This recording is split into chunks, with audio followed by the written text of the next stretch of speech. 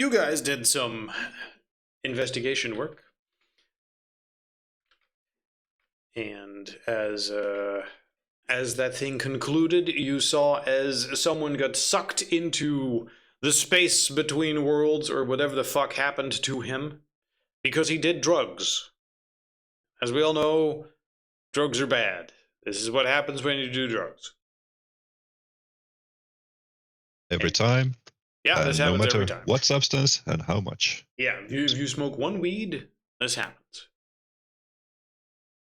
And the reality of that did some small amounts of sanity damage to you. We downgraded the amount because I apparently can't read rules. But after that, all of you went back to your personal, professional lives, whatever that is exactly, and I would want you to briefly confirm for your character what it is they do in the downtime. Now, as we've just discussed before stream start, like there is a bunch of stuff that you can actually do in a downtime period. If everything is hunky-dory, you will probably want to improve a skill, or maybe create a new bond. Alternatively, if it's just, something got damaged, I'd probably want to restore one of the bonds that got damaged as a way to buffer sanity, or maybe just directly try to increase sanity that was lost. Should also not really be the case right now, because you only took a minor little tick. Or get some special training if you're like, hey, I really want to know how to deep dive with scuba gear. So that doesn't go wrong when we gotta investigate the Marianas Trench and I gotta dive down there just holding my breath. Alternatively, the other ones which are a little weirder is staying on the case or studying the unnatural, which I believe have big fat risks for sanity losses. Like staying on the case might be the most bland one. Spend your nights and weekends poring over old evidence and operations. Reduces one bond.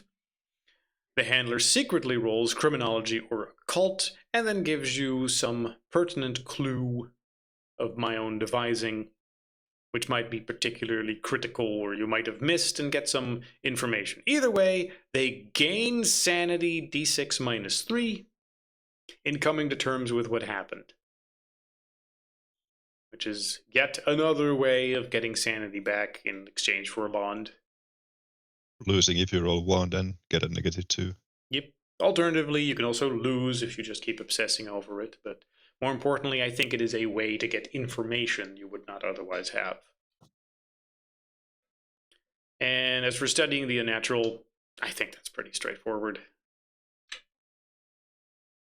One bond loses 1d4. And it doesn't even say exactly what you get in exchange for it. Huh. Interesting. Anyway, that's not the point. Let's briefly go over each character and what you think they would do in that time. If there's nothing else, then pick a skill. Be like, yeah, I work on a skill. Skill plus 3d6. Agent Stone. You weren't particularly involved. You were mostly with the other agents and gang members that were being investigated.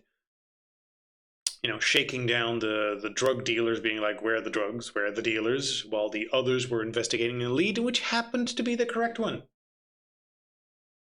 Alternatively, you were asked to simply stand outside the building, like, we need you to stand here, and if shit goes down, come in and shoot everyone. And that didn't happen.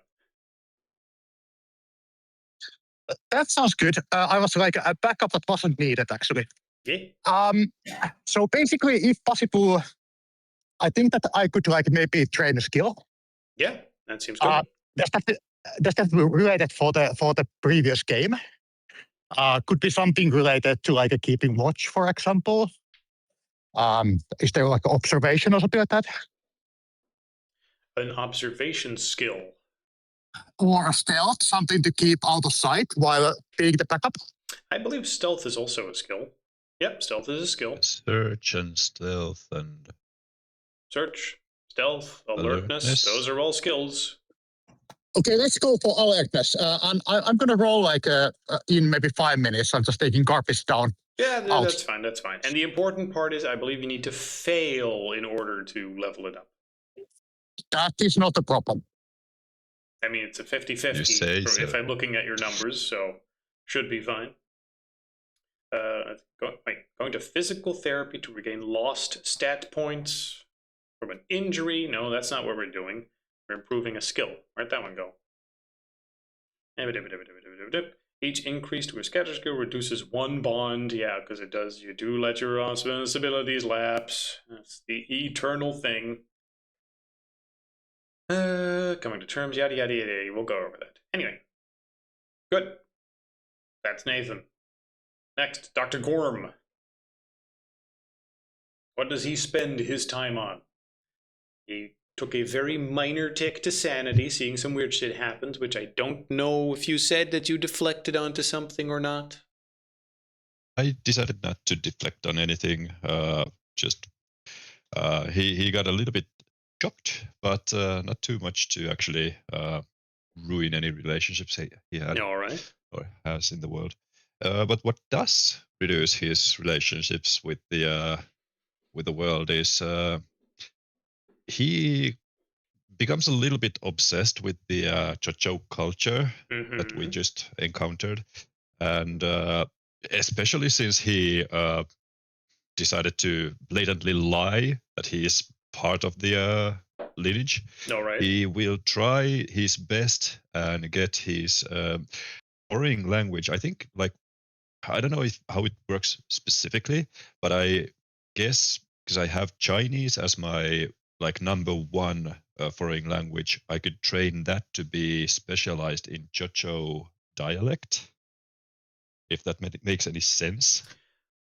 Right. An Try to agent get can the study and practice to language. gain a special training. It reduces one bond by one because everything lapses and you can't just eternally train. But it's fine. You have points to lose. And then the important part is yes, technically it sort of counts as a sub skill, but more importantly, it's sort of up to me to decide what counts as, a special skill for special training. Something that's equivalent to knowing how to parachute or ski or scuba dive or operate a spacesuit. Well, the last one is of course, not in your PDF. The last one is a special language. Yeah, I don't know why you have a version that's just ever so slightly different. Yeah, that is. But I mean, if you just say, "Hey, this seems fair," and I say, "Yeah, that seems right," then we agree and we move on. Yeah, of course. So you want to know how to speak the Chocho language. We can probably just summarize that as has studied Chochos extensively. That so too. it's not just Sure. the language if something pops up again. All Expertise, right. Chocho. Should I put it to as a new skill? You can probably just put it as a trait. I don't think it really even needs a skill separately. You can put it as a new skill. That's fine too. But I don't think I'd ever ask you to roll it. Just if you have the trait, it applies. Yep. Simple enough. Simple enough. Like, I have trained specifically to be able to do this. That's cool, but you still need to make this 50-50. Oops, you failed. Oh well. This is very much a trait more than a skill. Yeah.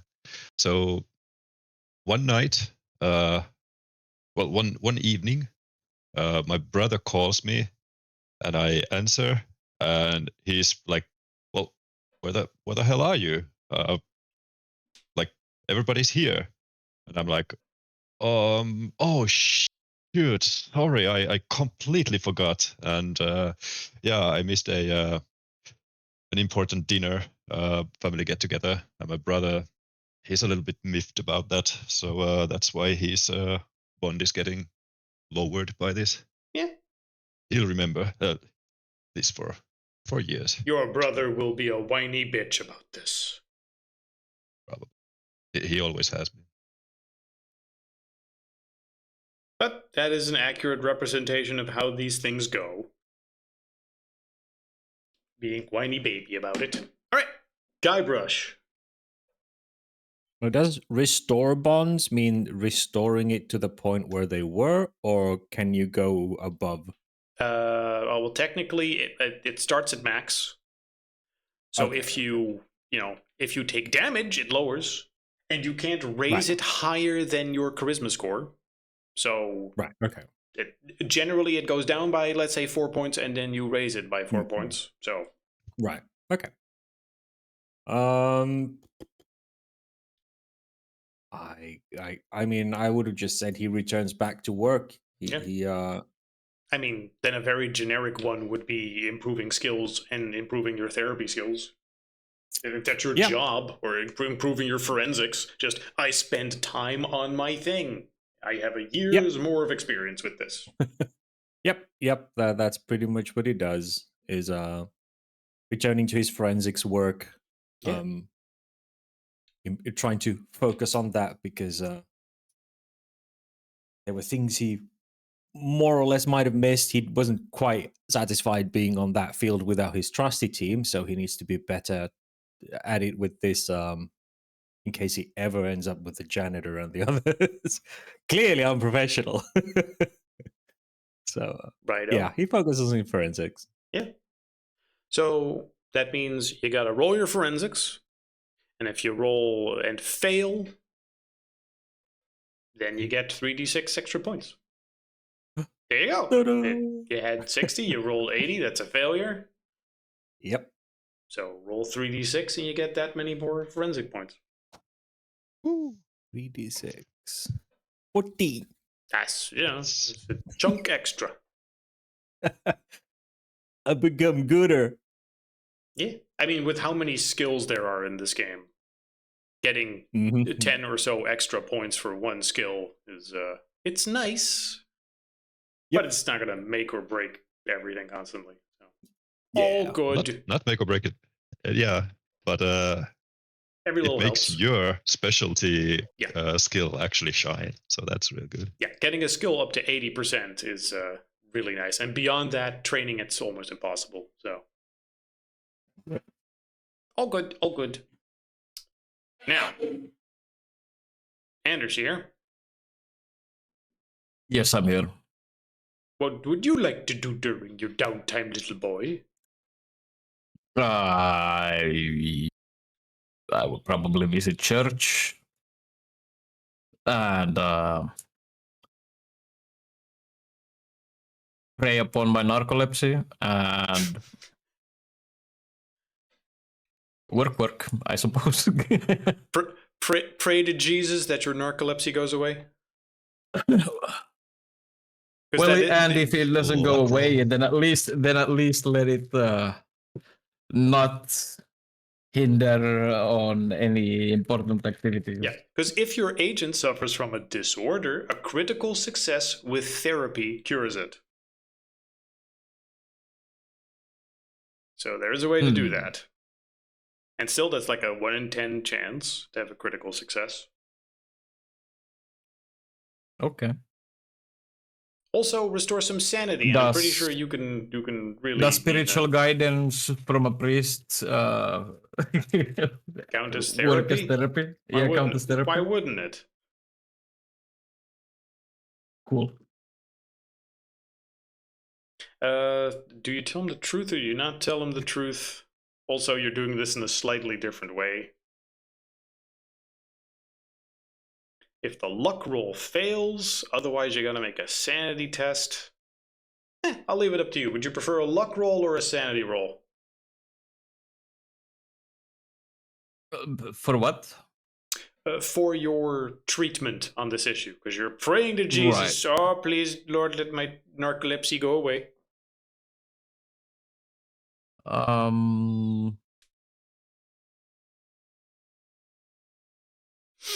Yes. That's a good question. I guess I would. I'm gonna put it into. I'm gonna leave it to fate and leave it up to the luck roll. Okay. So luck roll for you, because low is bad on a luck roll, meaning it succeeds if it's higher than 50. I roll it.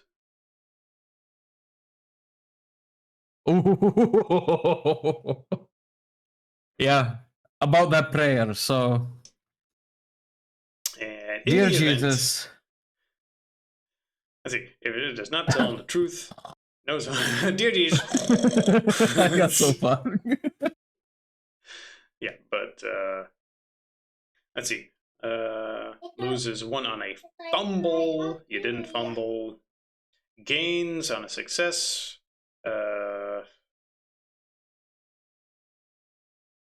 It doesn't say if you fail, you get 1 point. That's other scenarios. Luck roll, yada yada yada yada yada yada. Okay, so we'll just leave that as it is. Okay. Yep. Finally. Were you I back? lose 1 point of faith. Just for trying to pray upon it and falling asleep falling asleep. I don't mid-sentence. know, maybe Jesus wanted you to fall asleep. Did you think Exactly. about that? The will of God is you taking more naps. He's It looking must at you, be. my child. You work 23 hours a day. This is not healthy. You must sleep more. No, Mateo. I mean, why is the janitor all, like sleeping on the brush again? He's always doing that, just nodding. Don't look at him, son. He's trying to be a stereotype. He did.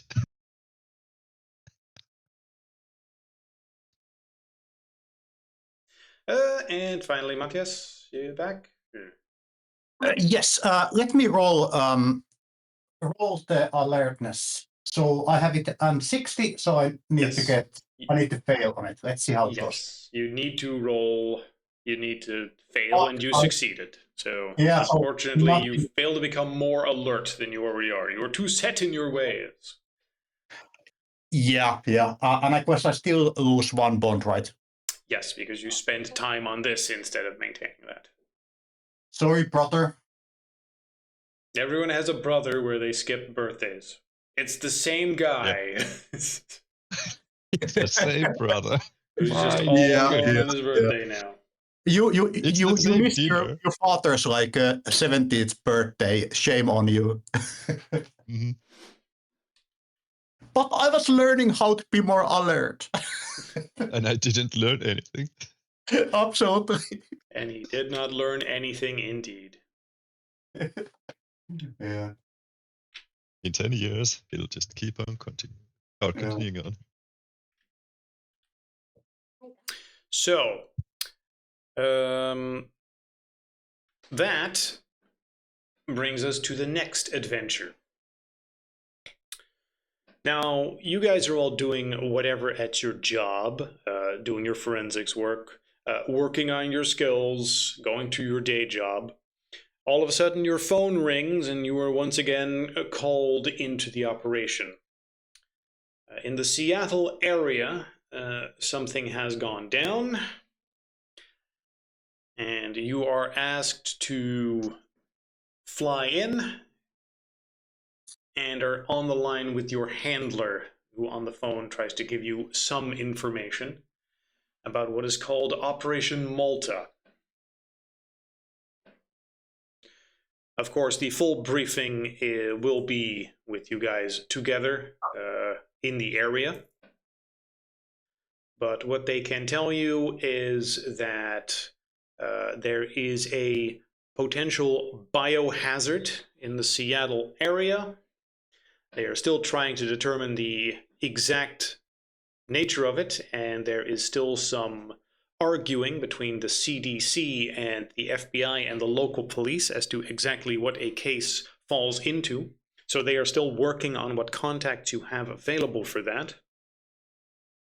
But they want you to read up while you are traveling on anything you can and mentally prepare and take equipment with you on any biological research expertise you might have available to you. As it seems that someone was killed who was an expert in biological research, and something might have broken containment in his private home lab, which would in itself mostly just be a job for the police, except that when the CDC took a sample, to analyze it, the plane that was flying the sample also crashed. At which point, the various monitors that Delta Green has in place had multiple red flags, and a strike force, you guys, was called in. Mightily bad luck, bosses. Who were the like CDC, police, and was it FBI? The FBI, as a federal case, because the plane crash puts it in a different state. Yeah. The police, because it is just a thing that the local police force was involved in, and the CDC, because it is a potential biohazard. Now, details will be given in full. You are given a hasty summon to the area. Your case officer in the program liaison in the briefing in Seattle, Washington on the morning of October 3. They have been assigned to Operation Malta. Your mission will be to identify and contain any related unnatural threats, prevent further unnatural threats from developing, prevent awareness of the public of the unnatural, and try to contain whatever this is to the best of your abilities. Agents sent by the FBI and CDC can act as contacts and consultants, or if you already have personal contacts in the agencies, they have been peremptorily assigned to an ad hoc top secret force organized by the FBI if you already have contacts there. Now, remind me, what organizations are you guys directly related to? Because I believe Agent Stone is military, the U.S. Army. Hoo-ha. Guybrush is a forensic expert, but I don't remember what organization he was with. He works for Flagstaff Police Department in Arizona. Police, okay. Yeah. Dr. Gorm, I believe your university? Well, it's a government like subsidiary, like semi-secret organization or laboratory. So yeah, it's not affiliated with any. Not like affiliated FBI's with or any CDC, criminal no. investigation. Yeah, all right, that's fine. Yep. And Mateo? ICE? Ice? Yeah. ICE, I'm not baby? sure what organization you're affiliated with. I don't think it's FBI or Center for Disease Control. Probably not, right? I mean, probably not. Probably not. I don't know. Maybe I did work at the hospital, and I mean, it could have happened through there somehow. But I mean, ultimately, you're primarily associated with one organization, and that is sort of your in, depending on situations. You'll always be given contacts, but it slightly changes how an organization starts, an investigation starts. right. I don't think you're FBI or CGC.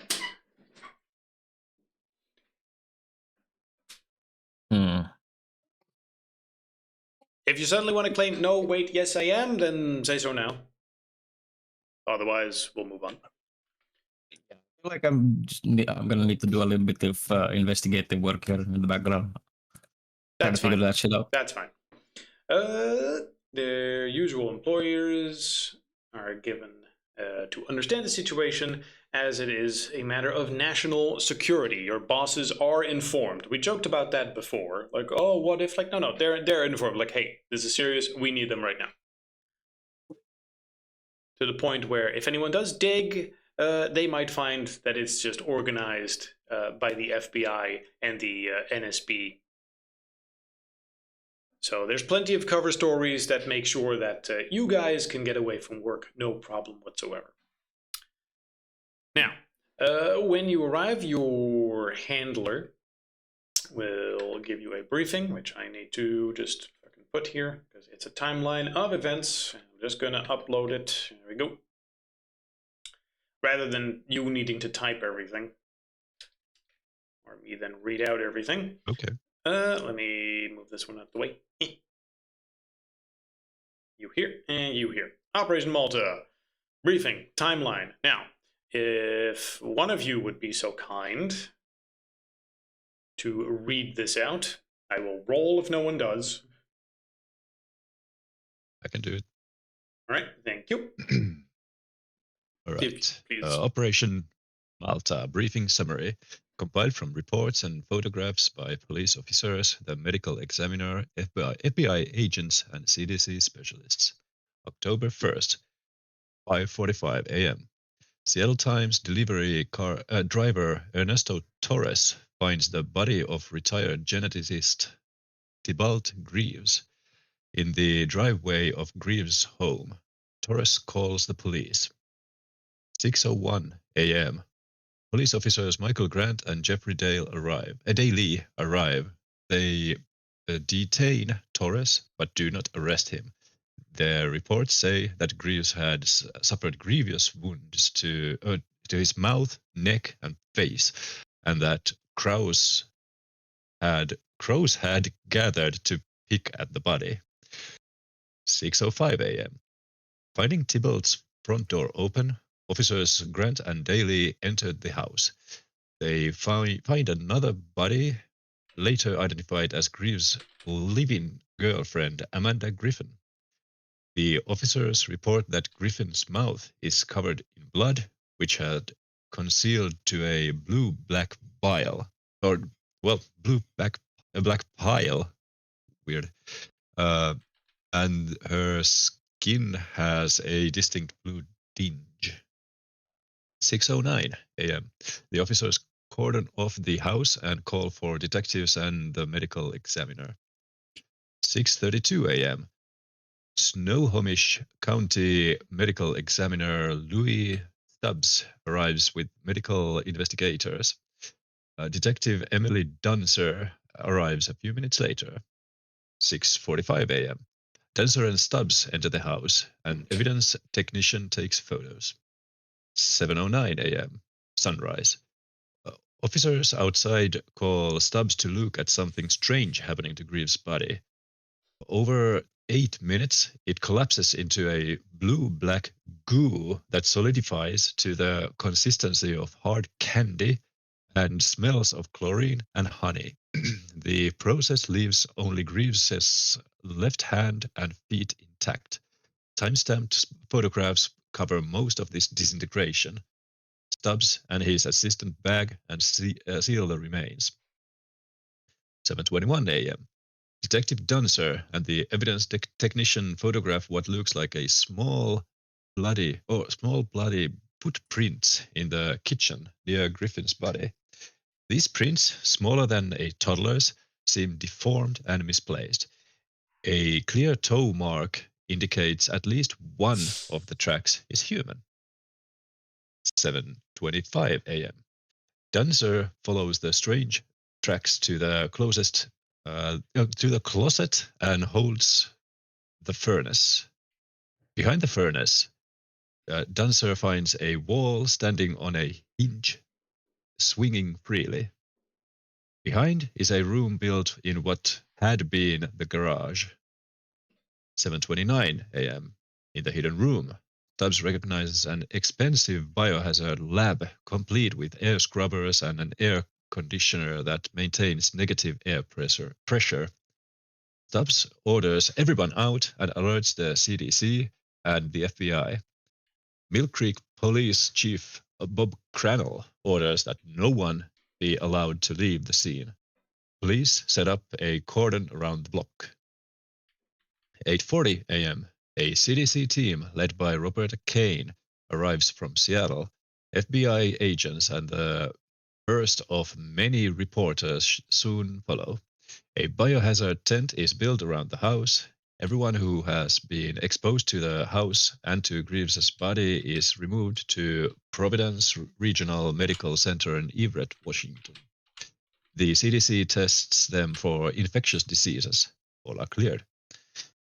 9:21 a.m. Elizabeth McReady and Marty Post. Wait, what? post wait, Greaves's next door neighbors are evacuated from their homes. They return home in the evening. 10:21 a.m. Kane examines Greaves's lab. She collects unusual samples from a small silver sample case with biohazard markings and a stamp which reads "Bounce" in capital letters.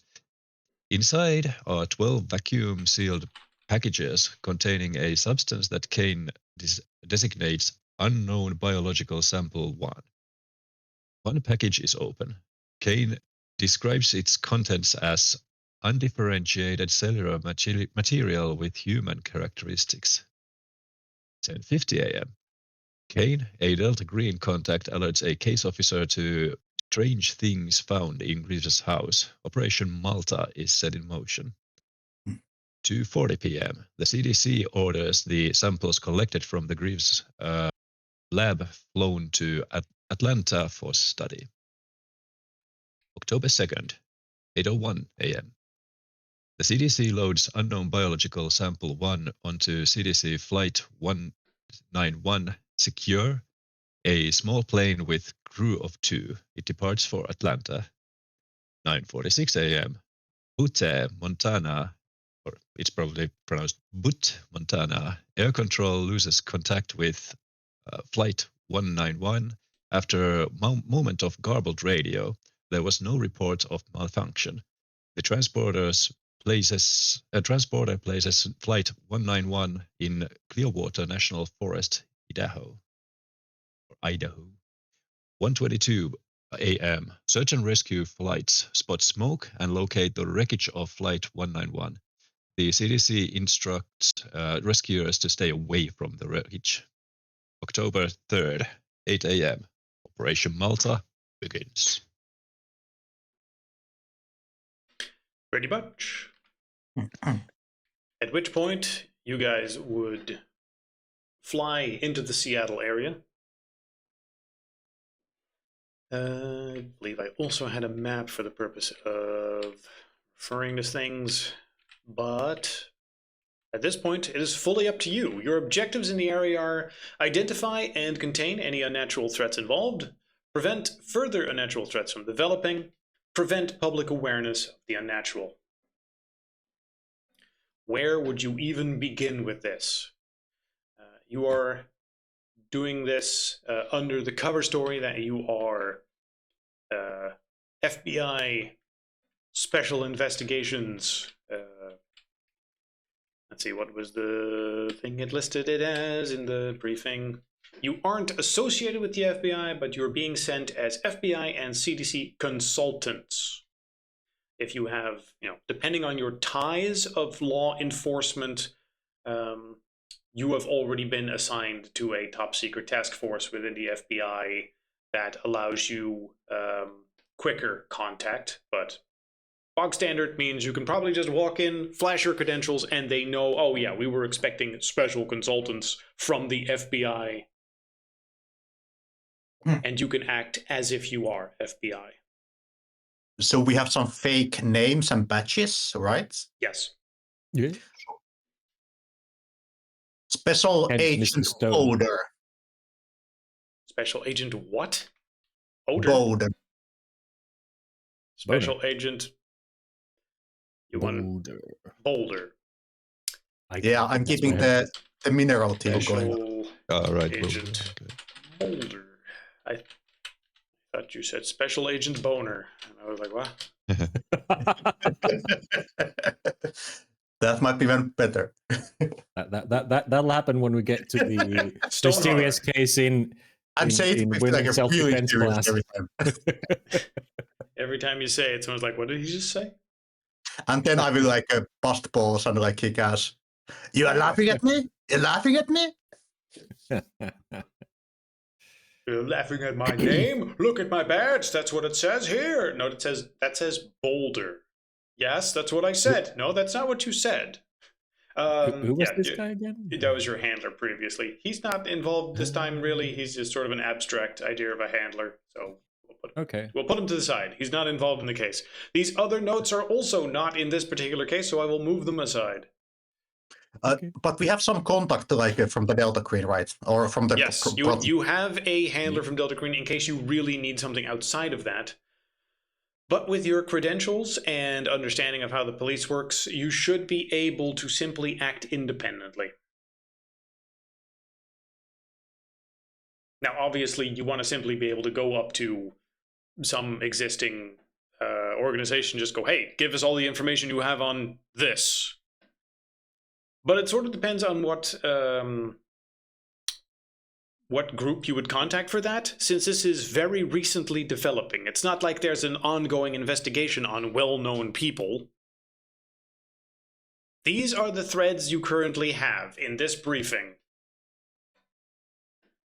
Okay. You have an address where something happened, and some people it happened to, and then some weird shit that happened, and then the police got involved, and they took away the bodies. And they're doing their own investigation as best as they can, and then the CDC got involved, and they were trying some stuff, and then they crashed. Some starter things would be maybe go to that house, maybe talk to the police, maybe go to where that plane crashed, but everything you do takes time. So at the very least, you gotta split up, and no, you can't just do everything by phone. So you sort of gotta pick and choose. So I'm guessing anything that happened in the house has left it, and that national forest in Idaho, that might be a dangerous place. I don't have any expertise in natural history or anything like that, so I don't know. The best I could do is bring a biohazard suit. Well, that's the best advice I can give anybody going there anyway. Anybody have any natural sciences in here, or biology, or? You think I'm a reader? The only book I read is the Bible. Oh, well, at least you read. You really should consider reading something else. Oh, Do you Does Matteo- actually read it, or do you just say you read it like He looks at the most pictures. people? Yes.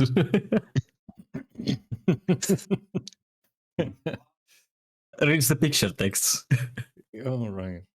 Okay, I'm gonna punch him. You Don't punch know the Matteo. character. Nobody comes in between me and the god. No one bad mouths my main man, Jeezy Creasy. He's as American as it gets. Jesus is American. And then you look at like the inside of his car, and there's like an ornament in there of Jesus wrapped in an American flag. Gotcha. With a gun in hand.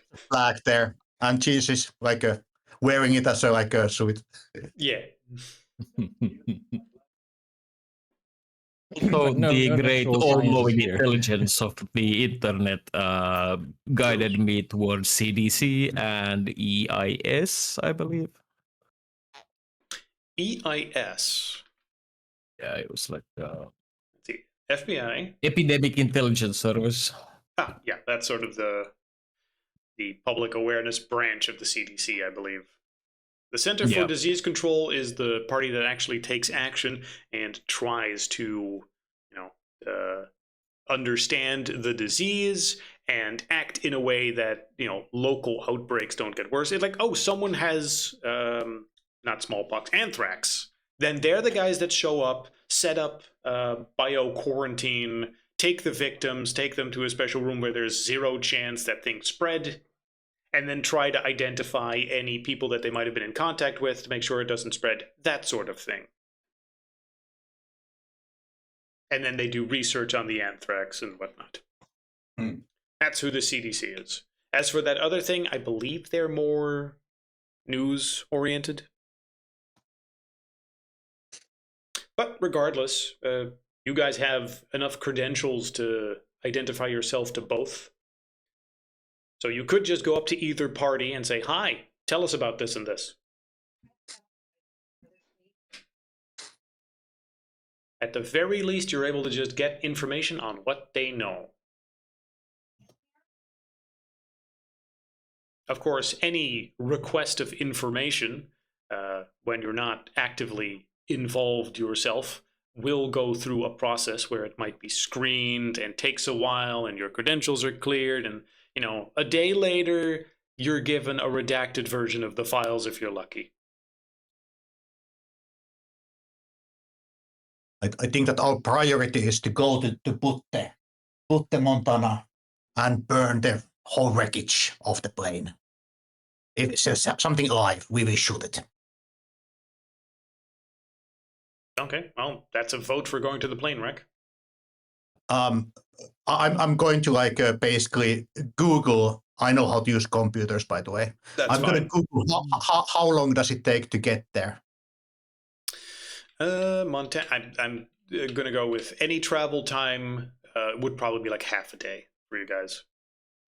I mean, going to the scene of the crime certainly sounds like a good place to start.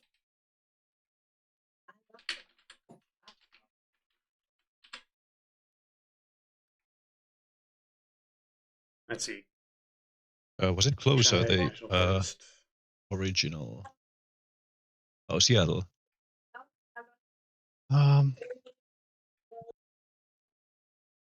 Yeah, should we go to Seattle first? Get some samples. They probably missed something when they checked it. I'm pretty sure. Well, it is CDC. They probably were interested in the books and stuff. How about you Maybe that's bosses the do that, and I will find a way to get a couple of fire throwers. We need to have more fire to burn everything from that plane, and then buy the tickets.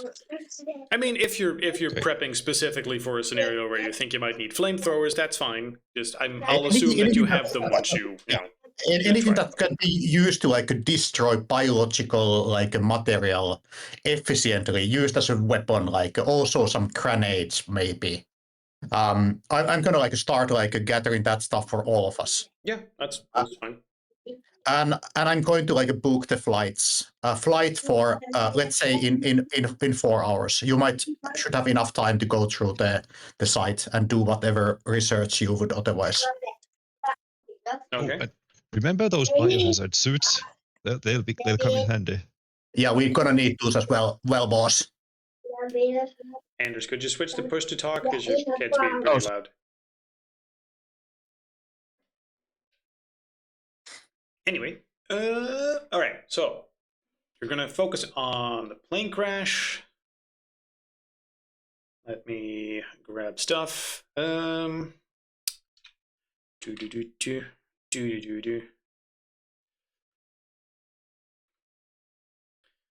Grabbing this, then grabbing you. First off, a map.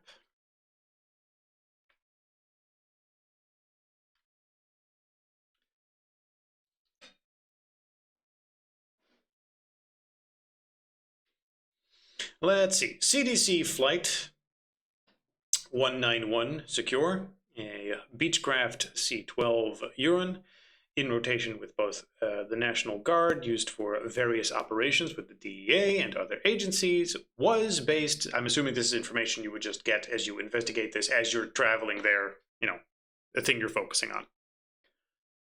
Then the initial information you would get. The pilots, Captain Ivan Sanbo and Captain Michelle Grant, were experienced pilots, and the flight was expected to be uneventful. It was called into service for the CDC October 2 to remove material recovered from Greaves' home to the CDC laboratory in Atlanta. It was supposed to be an 11-hour flight with a refueling stop.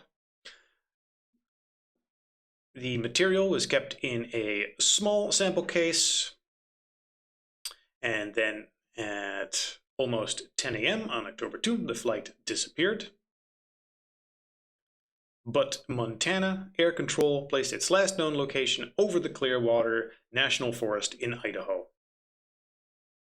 Federal agents, the National Park Service, and other agencies were alerted to the flight's disappearance. Smoke was reported in the Clearwater National Forest at 11:22, and search flights confirmed the crash site. The CDC ordered a search and recover crew to stay away, and authority was handed to the agents, you guys. The plane apparently spiraled in, hit the canopy of trees, and exploded on impact with the ground. Large pieces of aircraft were flung far from the crater. Nothing larger than a foot survived in the crater itself. Searchers so far have spotted ruined, punched open bits of metal. No human remains were found so far.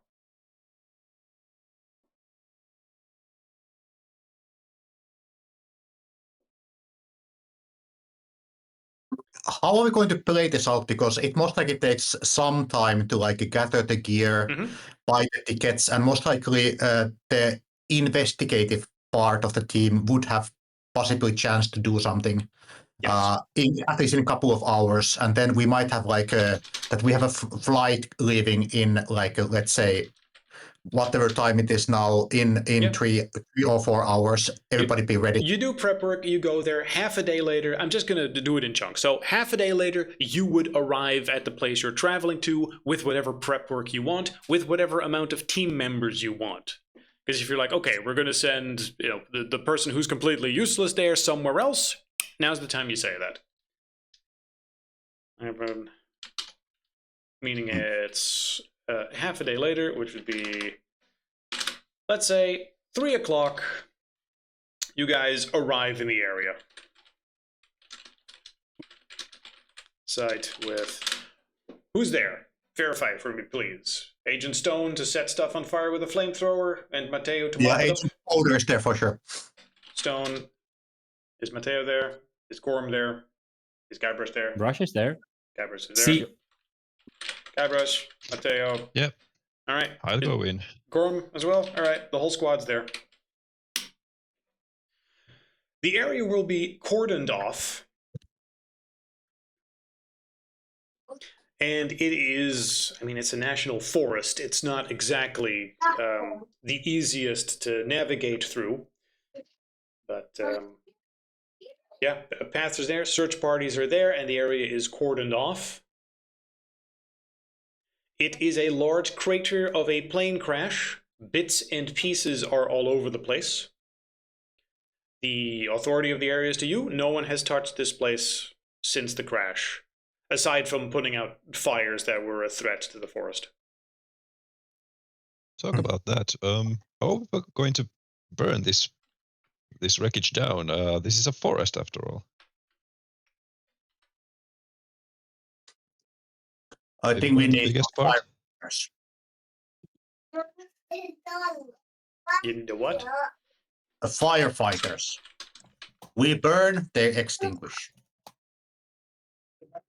I Yeah, we mean, contain the fire. firefighters are That would- available in the area with hoses. Like, if you set stuff on fire, that's not the biggest problem. Yeah, maybe roll a luck roll that. What is the weather like? Is it like a fire hazard zone or has been raining heavily recently and such forth? No, that's fair. That's fair. I think only if this is like very. Let's see what's fair.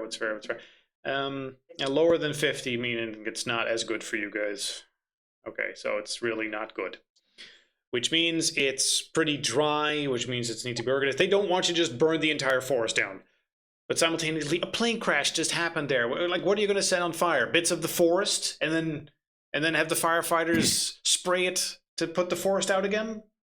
Or are you going to spray something specifically? Like, okay, if a monster comes towards you, you're going to set it on fire, and no one's going to argue like, oh my god, the forest. Like, but if you're going to see bits of plane crash metal that have already set on fire? Like, what do you expect to see to set on fire? I think that's the important question. We all know that something is going to burn before the day is out. Oh, that's fair. Well, yeah, the plane burned, didn't they say? And if seems there like is it's- something that burns, I think you don't need to worry too much about, a firefighter. A firefighter is hiding behind the corner with a big amount of water. It's like, don't worry, nothing will burn down while I'm here, and you won't be held accountable for that. Just focus on your thing. Is there any rangers like basically, or people with like dogs or like something like that? Let's see, there was a search Ancient, party. ancient They Borders happen to have idea dogs is that available. like can we like be sure have they done a round around the wreckage that nobody has like basically left the area, some weird like footprints, blood marks, crazy skins like driving the dogs mad or something like that. They have done a preliminary, burn check that there's nothing immediately a threat to the forest. But other than that, they have cordoned it off and done nothing. Okay. Boulder is gonna like basically tell them to like get their best dogs, the people with the best tracking skills, and do like basically 1 mile circle around the wreckage. And if they question it, like we just want to see that if somebody saw something that or that nobody has like gone to the wreckage. And I think that our pretend might be that there was actually a biological weapon there. Boulder's not going to say it straight, but he's gonna like say it in the way that they understand that we are serious and we had the hazmat suits. So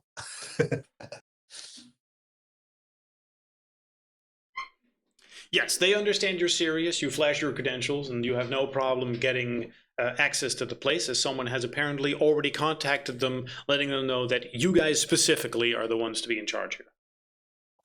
yeah. So let's send like a team to go around the wreckage site with dogs. Radio to us if they find or see or hear or the dogs react to anything. Okay. And by the way, what is the month right now? Is it like what season? It is October. Okay. So there's snow. Is there snow in this area? I rolled earlier, there is no snow. All right, okay. Yeah. So let's do that, and like I think we should go on the hazmat suit and like just go to wreckage and wait for the reporting. This is not my forte, bosses. Like you're the guy with the hazmat suits. Like what do we do here? I have a flamethrower. There's something moving that has too many legs or eyes or noses. I'm gonna use it, but otherwise, Dan, you do the brainy stuff. You should probably go with the dogs, see if they respond to anything, and be ready to fly at something and flamethrower it if it's needed. Well, we obviously need to go in the wreckage itself and photograph anything that's pertinent to the case. Yeah, that was my thinking too, boss.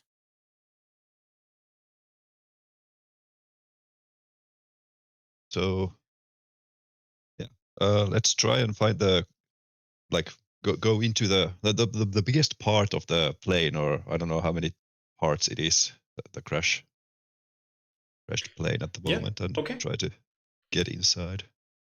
Yep, with the help of the park rangers and whatnot, you have no problem simply getting there, getting any help you need, and getting access to the site. The plane itself, largely burned chunks of metal, but quite a bit are strewn all over the place. You would expect to see certain things which you don't, and you don't expect to see certain things which you do. Things are weirdly out of place. But determining what, of course, requires that you guys try and investigate a specific thing and use the skills you have. Okay, I have science engineering. Mm-hmm. I'd like to try and figure out how would a plane like this crash usually, and is this different from a crash that, because I have the background information of nothing, no faults in the engine or anything like that. Mm-hmm. So a good is question. something sticking out? Okay, yeah, you have a bunch of information available from the flight logs and whatnot. Also, you know that you would be able to find one or two clues, maybe, although that's pretty difficult, depending on your skill level. Let's see, how good is Dr. Gorm at that sort of technical stuff, and is anyone helping him with specifically that in the area? Since there are multiple of you, you might as well. What was the skill again? Gorm has science engineering 40. Oh, so Yeah, no. Yeah. Well, I didn't exactly go for that sort of school, boss. Right. Do we have any other engineer here? Nope. Fair enough. All right. That means it's More of a human engineer. means it's just up to Dr. Gorm. Yes. Give us a roll. Let's see if he happens to find anything obvious. 51. So I get to mark it. Yay! So no, that's a failure. There it is. Unfortunate. But you do check the area and you go over the bits and pieces, and while you don't find anything specifically relating to the technical failure, you will find something in your search, which is that part of the bits and pieces of the wreckage you find is an aluminum sample case marked unknown biological substance number 1. Ooh. What is the condition of it? Still intact or totally broken? It looks like it was ripped apart from the inside. Oh, fuck. That's disturbing. Mm-hmm. You don't see that often. No.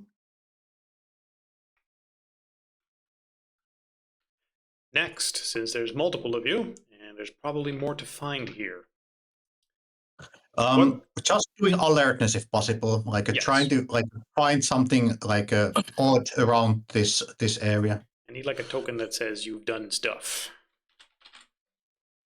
Yeah, because you're spending your amount of hours doing stuff.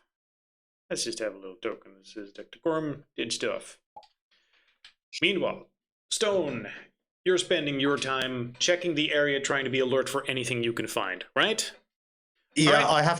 I have the flamethrower in my left hand and like a clock on my right hand, Yep. and I'm ready to shoot anything that moves that Completely has. fucking fair. Can I help with that? If we have That's perfectly fine. If the two of you are something doing that that bursted together, out, I don't like Yeah. the sound of that. that's perfectly fine. The two of you are doing that together. That means he gets a plus 20. Please roll me alertless as you scout the area. Success. With a success, and it's not a critical, just a regular success. Yep. Is that including the plus 20? I know the plus 20 games so it's basically, is it 38? Well, it's something you check in the No, roll, no, and no, I'm no. not sure whether or not it 50 lowers it. out of 80.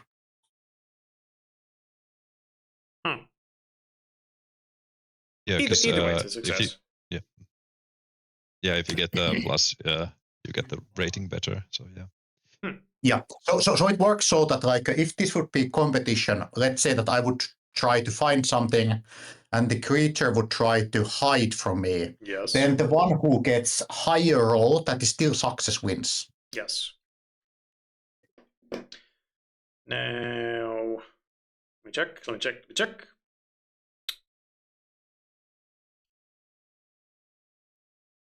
You will be scouting the area, and there is the clue for this, because I also got to get timelines and whatnot. Where is it? They're having fun in the background.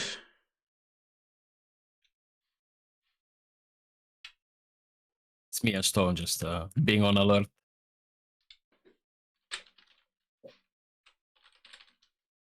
Yep.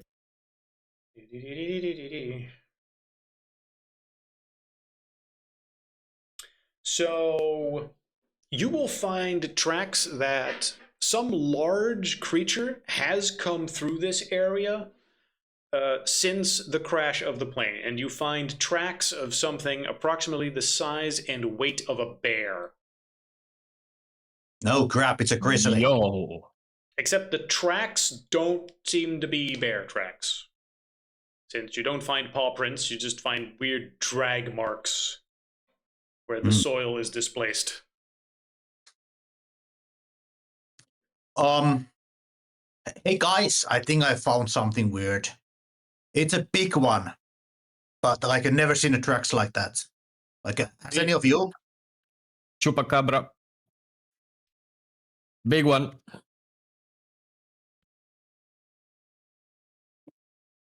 Chupacabra. Important question. Is it like, did it come from outside and went back outside, or did it just appear and went outside from the wreckage side? If you spend the rest of the time, checking around, like, okay, what are these tracks? Where did they come from? Where did they go? They did not seem to come from outside the crash. They came from inside the crash area and then went away. So it just materialized, basically. Pretty much. Oh, Or Or they at were the very holding least, you yeah. have no tracks that showed up. It could have flown in. Could have been airdropped. Well, okay. I'm gonna like speak with the radio with the team that is doing the round area, and I'm gonna tell them to like be extra cautious. We found some big animal tracks here, and they are heading to the direction X. Like, I'm using the military terms. Yes. And I believe they would simply be tracks heading generally west. Yeah. And I'm asking them to report immediately if they find something matching that type of tracks. Right. For a moment, correction, I'm north, about, but like asking them to also keep an eye of the sky, but then I dropped that idea like as a ridiculous. Yeah, as you go, get the drones, get the thing. What am I talking about? Drones? That's not a thing. Could you imagine how horrifying war would be if there were tons of drones all over the place? Thank God it's 2015. And drones aren't a thing yet. Except it's just a fancy name for, like, missiles. Anyway, they spend several hours checking the area for that. There is no immediate trail that's like, oh, we just keep following this trail. Like, no, at a certain point, that trail is lost. But yeah, extensive tracking of it over a very long period of time might be able to recapture the trail, but it is not easily followed. Next, Guybrush. Well, while they were scouring the wilderness, I imagine Guybrush would have done what Guybrush does in his mind best in this group, which is poking around the plane parts and whatever remains of the hull and everything, and trying to find tracks and traces and pieces to fit together what exactly went down inside. Signs of altercation, kind of reconstruct the crime scene, so to speak. Trying to figure out why it crashed. What skill do you think applies to this? I think forensics. Cleaning? Isn't that the no cleaning. Okay, the problem is with a crash like this, forensics deals with small things, with traces of things generally. A fingerprint here, a smidgen of blood there. So I guess you can do forensics or search. Both are fair. Yeah, I'll put it in forensics. To me it sounds more like the looking for signs and then piecing together a potential likely course of events. It's fine, especially if you have skills that sort of overlap. I'm just trying to avoid the scenario where it's like, I have one skill, I apply this to everything. Sure, so but it's important to check. Yes. Either way, Go ahead and roll. I did. It's a 21. It's a success. Oh, for some reason, Just roll 20 is not scrolling down if I'm not on this specific screen. Huh. It doesn't matter. Success. Good. You look for various traces. The information that's been shared with the other ones sort of point you in certain directions. As you look for any remains, particularly the cockpit and the bodies of the pilots, where they might have been thrown clear, and anything you can tell from that. And most interesting is you find... Yes. Anders, if you could. Yes, Papa. That you. It's just random child jumping into the session every once in a while. You will find no trace of the bodies of the pilots whatsoever. You are expecting 2 bodies, even if they are heavily burned and thrown clear, or perhaps traces of some wild animal dragging them away. You find where the cockpit supposedly would have ended up, and there is no trace of bodies. Would I be able to know if they actually like jump with like umbrellas out of the plane? If that is a suggestion so fucking weird, I'm gonna have to roll a luck roll on that one. Yeah. 45.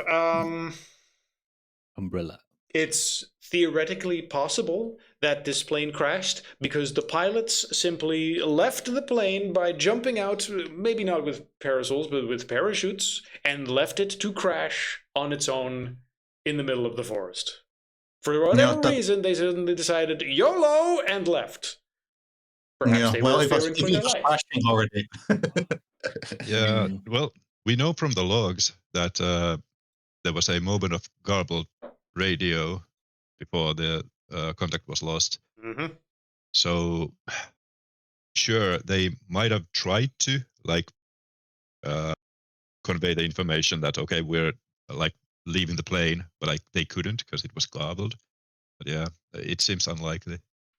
Yeah. Mm-hmm. Is there any like traces on that cylinder that we can still use, like some remains of a material or something like that? I'm like it's been standing with my flamethrower. Like, should I shoot it? You don't see anything on there. Anything that might be on there would require a critical success to scrape off the tiniest bits that have somehow survived whatever damage the crash itself did and the fire. Any objections if I'm like trying out this little toy? Which little toy? The flamethrower. Just burn it. Point the flamethrower at the canister on the ground. Well, before you do, Guybrush didn't find any signs of the aforementioned different kinds of goop that were described to having been, well, first of all, what Mr. Greaves turned into, and then the stuff that was found on the girlfriend's body that then turned into footprints. Oh, actually, minor correction. You do find plenty of blood, just no bodies. Okay.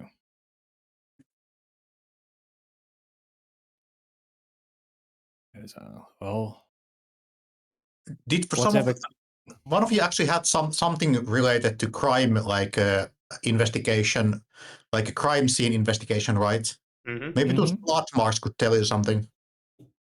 Well, that's what I rolled, and that's what I found. Yeah, but do they tell stories like multiple people, one person? Is there anything else? Oh, that is true. If you have blood splatter, you might be able to take samples of that and figure out like who or what they are. Yeah, blood types. Yeah, multiple blood types. Mm-hmm. Yeah, blood samples and stuff like that. Yeah, he would gather those. Also, you already succeeded on your forensics, right? Yeah. Then the blood types, the quick check that you can do, matches the blood types of the 2 crew members that were flying the plane. Well, the crew members are dead. Rest in peace. You died an American heroes. I will see you in heaven. in 70 Well, years. With American looked- Jesus. With an American Jesus. well, Hail Texas. seems more like they died as a meal, if I had to guess. Based on the report that we've had so far, the summary, I would hazard a guess that something is made with those bags that they were transporting. Likely the creature that was already hatched and killed the two initial discoveries helped its brethren escape, and that big thing that you saw the tracks of is the amalgamation of those two, using the bodies of our two pilots as nourishment, as its first meal. So that is simply a guess. We will hunt it down and kill it. Yes, I suppose Well, so. and if it's really big, it shouldn't be that easy for it to hide. Then again, it might be really fast. So shouldn't we be? It's a forest. We can't even use helicopters for this, can we? Well, they wouldn't be able to see through the canopy. Exactly. That's what I'm If getting. we at. lose Good- it, if good we, at if we you. lose the Give up. trail down here, then it's likely the trail remains big. What's the nearest habitation, or is there a We need a map. cabin? Yes, we need a map. Yeah, let's find out where's the nearest civilians. We need to evacuate them. That And thing might that- be killing human flesh in a moment. And you said it was going north, so we should definitely check the nearest that's- one in the north. It was supposed to be west, but then somebody realized they had the map the wrong way around. So so it was actually going north. Now that I checked it, Was it? yeah, out of character, Han corrected himself that it's actually north. All right. Okay. Yeah, the north and other directions. One of those like, oh fuck, nope, holding the map upside down, thinking of a different map. Yeah. So what's the nearest cabin or habitation or anything like that? I mean, you can just to see the north? the towns on the map, right? Oh, of Yeah. course. To Oh, the right. north, We had the. Hey, there's no Well, we got compass. the Lolo and Missola. Lolo, de Lolo. Yes. Lola. The Lulu is kind of to the east. Hmm. It's going this Well, way. well, okay. We might have a potential like breach of containment. Well, it's even likely. We should alert the locals to this, at least to be aware and ready for any biohazard. I'm going to radio the rangers and asking that where actually they are, how far in their circle they have actually gone, because they couldn't find any of those big tracks. So we need to find out where do they end, or has it changed direction? Good question. It's a big forest, and there's not any particular way or resources to just be like, oh yeah, we just wide scale check the entire forest for whatever the fuck's in here. I asked 1 mile radius circle. That shouldn't take yeah. A 1 mile radius around the crash zone, right? Yeah. Yeah, not but a like problem. if they couldn't see any tracks in that area, it means that the creature is still 1 mile's radius from this crash site, or it has some way of like traveling without leaving tracks. Yeah, or whatever tracks it Like, leaves are not noticeable enough. Yeah, or they change. They have dogs. They should be able to smell it. It is true. If you don't have anything else, like I'm gonna just go to like follow those fucking tracks, but I'm not going alone. I'm not going to be so crazy. So the tracks, the huge dragging tracks, they start from the plane. It doesn't look like they're footprints that then turn into this draggy thing, like someone started dragging something heavy. It's just straight No, out like a massive you don't slug or have something. particular clearly identifiable footprints in any way, shape, or form. Just Right.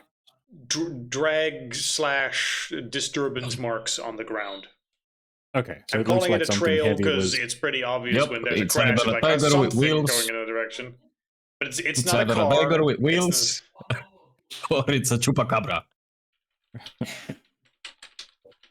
Right, but okay. Well, yes, we can call it chupacabra, but whatever it is, we need to contain it, and we need to be fast. This is a dangerous thing. We've already seen it feast on 2 individuals, Well, if you're going, So- you're not leaving me alone. so we should go as a group. Or is there Right, anything? yes. I'm curious to see where the tracks lead as well. Yes. Okay. All right. So think that is this the crash most site logical. itself, we've examined it. Uh, Yes. I'll try to find the black box. I'm sure they already located it. Do we already know that the black box was recovered and I the don't information. think Well, wasn't it that no specifically one was mentioned. allowed to get? Yeah, no search one was and allowed rescue near this flights? place except for you. So if there's a black box, it's up Yeah. to you guys to find it and then do something with it.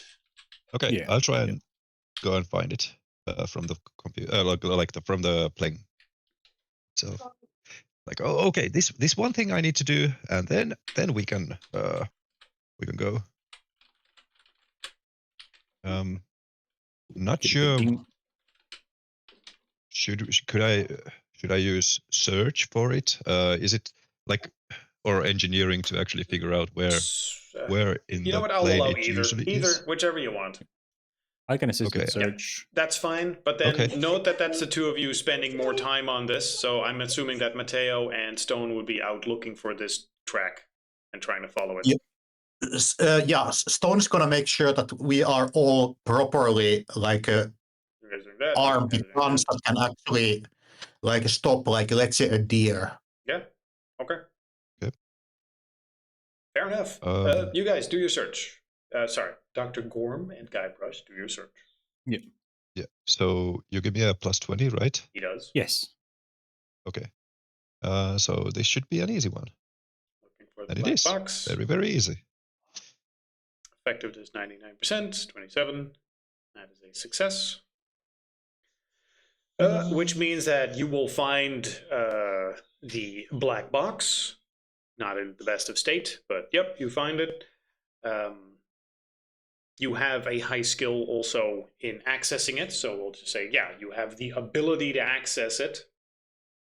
Ultimately, Okay. just USB device and the proper hardware, which a laptop should be sufficient. Of course, the other authorities also all want access to it.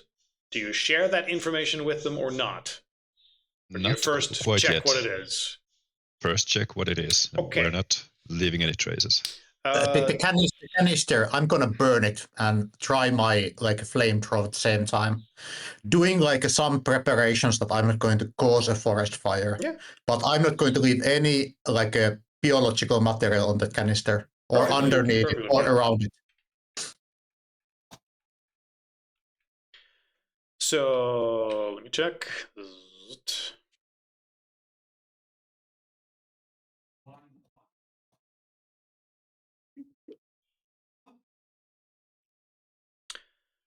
So if you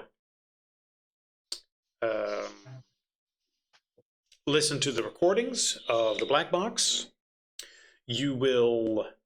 This is just Dr. Gorm listening, or Guybrush as well. Yes, it's both of us. Yeah, we're both. Or well, it's up to you. Yeah, that's just that. I mean, that's up to you, really. Stone is no, visiting Pyromaniac. Yeah. yeah, Mr. Brush is there all the way. Then you will listen to primarily fairly standard recording, and then somewhere around 11 a.m. mid-flight, there is a loud ding that is heard, and then one of the pilots gets up and says, "Hold on, I'm going to investigate what this is." Then there is some muffled screaming. And then the other pilot going, hold on, yeah, no, I think something happened. Hey, are you okay? What was that back there? And then, what the fuck is that? And then trying to access the radio control. What the fuck was their name? Sam? I forget what their name is of the pilot. Like, Sam, what the fuck happened? Oh God! And then a terrified scream as, get off me! Get off me! And then the sounds of fighting as apparently they are running around the cockpit away from the radio from something. And then the sound of something being knocked over. Like, Sam, what the fuck is it? And then the sound of her gargling.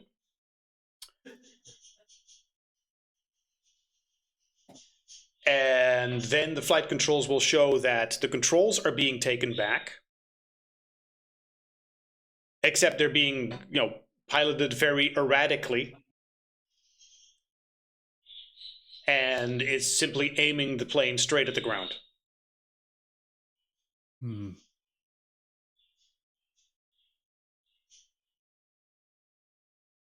Doctor, have you ever heard of the body snatchers?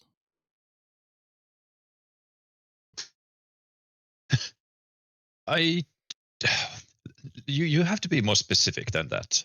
There are many folklore around The body snatchers of styles. Well, really, I mean, I admit I'm not exactly a cinephile, so I haven't really seen such movies, but you hear about them every now and again. I'm entertaining a hypothesis that we're dealing with something that invades the body and takes control of its victim. Oh, body invasion. For a moment, I thought you were talking about vampires. No, or maybe ghouls, but no. I'm disconcerted that you had this idea too. I was hesitant to say anything to anybody else because the idea, it chills me, and I don't know what good Mister or good Agent Boulder would do if he started thinking, any one of us might be the Xeno thing. So I've just kept my mouth shut, and I suggest that you do the same. Though this evidence, this could be just the pilot fighting and losing an altercation, and then just aiming with the last power, like aiming the plane to crash. This might be intentional, but maybe not body snatch way intentional. Well, mostly considering the evidence that Mr.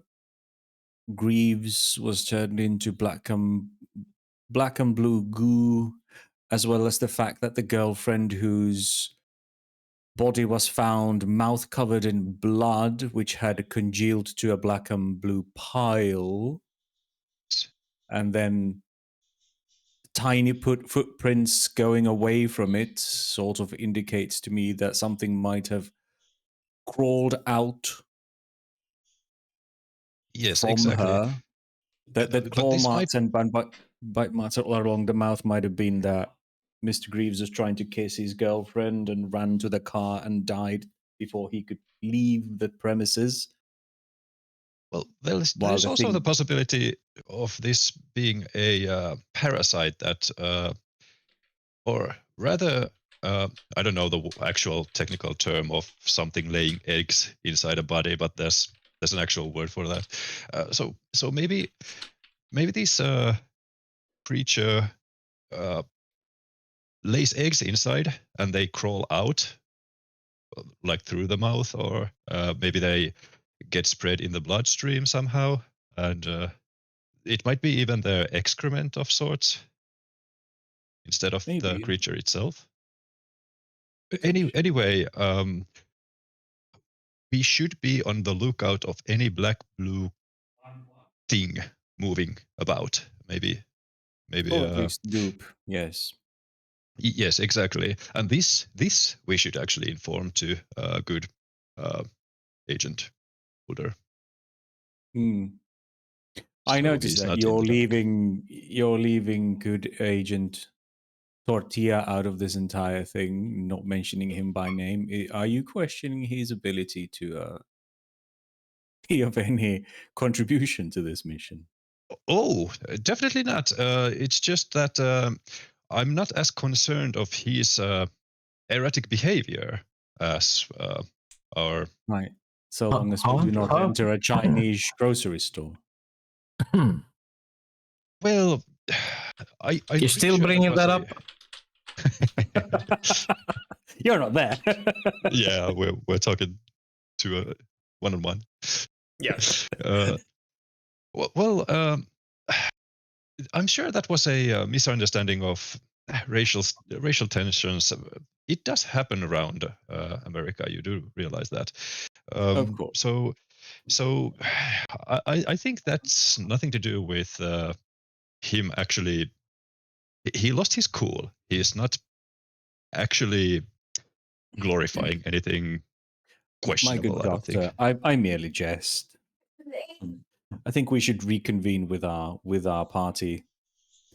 Well, Or I colleagues. also suggest, yes, I suggest next time you joke, you add the notion in there somehow, because I thought I was that being totally incredibly flew. expressive.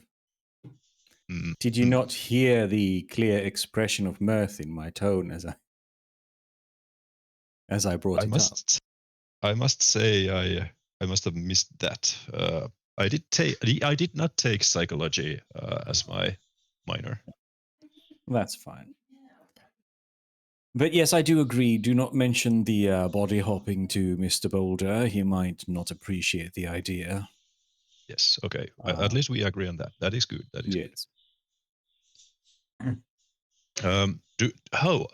Well, since you're the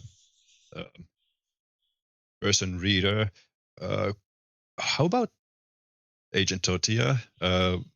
Can we tell him and trust him not to open his mouth to Boulder by mistake? It's hard to tell. He seems to have a temper. You're trying to keep what specifically a secret from Boulder? The suspicion that these things invade the body and take over the host. The current suspicion is that whatever is in those packages broke out, first take control of the first pilot, and then the second pilot. That's what the gurgling was. He's trying to prevent something crawling down his throat, and then with the controlled body, the things crash the plane intentionally. So we're like, let's not tell Boulder because he's a bit trigger happy and he might shoot as if he thinks we're hijacked. Yes, exactly. Like, I would love to share information with the like muscle of the group. Yeah. But the muscle just goes all the way to head. Yeah. The muscle for brains might shoot us because that's the simplest thing. Oh, these guys are sus. Better shoot them, might be body snatchers. Yeah. But the funny thing is, like, that is exactly what you shouldn't do. You shouldn't keep information from your group, but that's just not how Dr. Gorm tries to keep himself alive. Yes, I'm keeping information from the group because you'll kill me. Yeah. You are suspicious of me enough. I don't need to raise It's okay. any The player hive mind knows. So. Yeah, the player hive mind knows. So, yep. So Boulder is at this point like coming for the rest of you. Like, hey, we are on the clock. Who knows what that big creature is going to? And it's moving fast. We should get going. By the way, yes. I go ahead and destroy the end of the evidence from the moment the ding. Before the ding, I just like delete everything, scrub it, and then I release it to the to the public, where the to make sure that the the wider public does not know something freaky was on that plane. You just delete that part. You Yeah, can also use your flamethrower. It sadly burned in fire. I mean, they're sort of designed to survive plane crashes. yeah. So Yeah. and it would be suspicious. So yeah, sure. You go ahead and take this. As stated, there was nothing like we don't know what the action was caused by, but here it is. No mechanical function or malfunctions. Ah,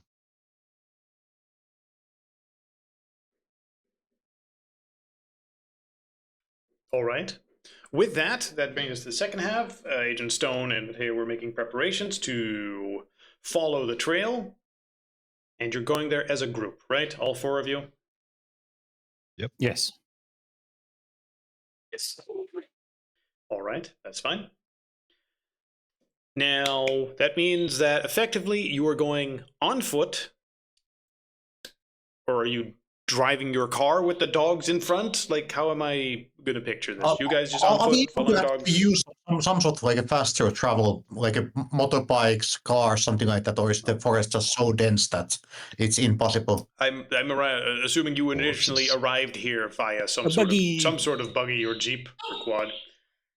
It's not a super dense forest, but it is, dense enough that, more importantly, it's a forest. There are no roads here, save for the few paths, and the creature you're tracking or whatever the fuck it is isn't exactly going out of its way to leave its scent along a path that you can just follow. Can we reconvene with the rangers and like get like one of the hunting dogs with us? Yeah, you arrange a hunting dog. It'll take some more time. And then you would spend the rest of the day tracking this. Or at least Yes, until it is late at night. and I think that like, do we have a good picture of the nearest? Like, is there any like hunting cabinets, like some sort of trekking areas, camping grounds, something that could be quite nearby in the around this direction where this creature is going, that we might want to like base get the police like a patrol there to just check that everything is fine in whatever pretense we can. Mm-hmm, mm-hmm. Yeah, you have authority to simply ask the police to do stuff like that. Whether or not they're actually going to do, they'll probably just set their police cars near roads and checkpoints and whatnot. Yeah. If you ask them to, hey, can we get 100 people to all start marching through the forest? Probably not. A couple of patrol cars, like to cover the nearest like place where most likely there's civilians. Yeah, I mean, definitely, because that is where the cops also are. So there are And- a few towns, and there's a yeah, highway, and and they're going to be on patrol there. Yes, and they should have our like details, so they can contact us if they see anything or hear anything like suspicious, anything that might be related. Yep. With the order of staying away, and I guess our pretense could be like a police pitch-in, that there actually is like some biological chemical on the loose that can basically be dangerous to like approach.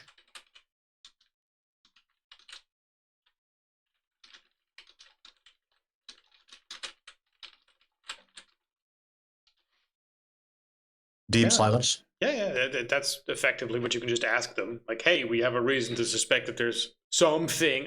Well, no, actually, you're going to go up to the police force, which is not Delta Green. They're going to need specifics. And it can't be, hey, there's some monster on the loose, since that's the opposite of what your job is. One of your jobs is, hey, don't fucking tell the common folk about the supernatural. Yeah, but we can still say that like we have suspicious that somebody has like something has ransacked the area, and it could be like a larger animal, but we cannot like basically say that it's not also a human, so that anybody like disoriented, maybe animals like acting weird, like we need a report of any that sort of like activity. ASAP. Right. And specifications of That's do no not problem. approach. So Do not approach. They might carry whatever CDC was tracking in that plane. So stay clear, person or animal. Stay clear and just report. Do not engage. They might be contagious. Yeah, and Agent Stone said like take the same precautions if you would for like an animal or a person that has rabies. Stay fuck away. Just shoot to kill.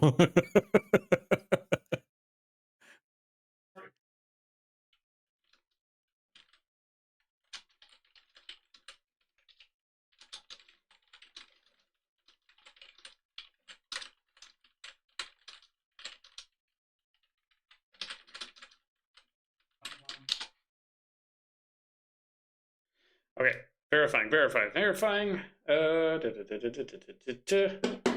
Okay, yeah, police has been informed. You have started scouting the area. You have dogs secured from the rangers. And you have something vaguely resembling a trail going in a direction. Yeah. If possible, one more addition, like call to the sheriff that this might not be nothing, or it might be, but there's no reason to cause any sort of fear among your good people. So kindly keep this like under the wrap. We will know soon more. Okay, but you're just telling me, yeah, we're looking for some thing. More importantly, like they are simply on the lookout for, hey, maybe make sure you patrol near your civilian centers. Okay, that they can do that. Like something or someone escaped, maybe go protect your civilian centers. You guys are then actively following the trail. You have a dog or dogs. Do you want other rangers with you? Because what if you encounter a thing and then, I mean, extra gunfire is always nice, I guess. I think that we need at least the trainer of the dogs with us. Right. For sure. At least the dog's trainer, who's a guy. Okay, good enough. Let's say that with you guys, that trainer, and some dogs, you then headed to the forest. I'll even say you have like a few quads to go through the forest with ease. As you spend the rest of the day trying to follow this trail, you will encounter a few things. Stone, you're in the lead. Just give me an additional like search roll for some details. Yep. And you'll have help from other people, so roll with help. Yep. Oh. Now you will find a few things regardless. Okay, so you can follow this trail partially. Critical success even. Critical, yay. Nice. Okay, few things. The tracks that you're following, initially they are just drag marks.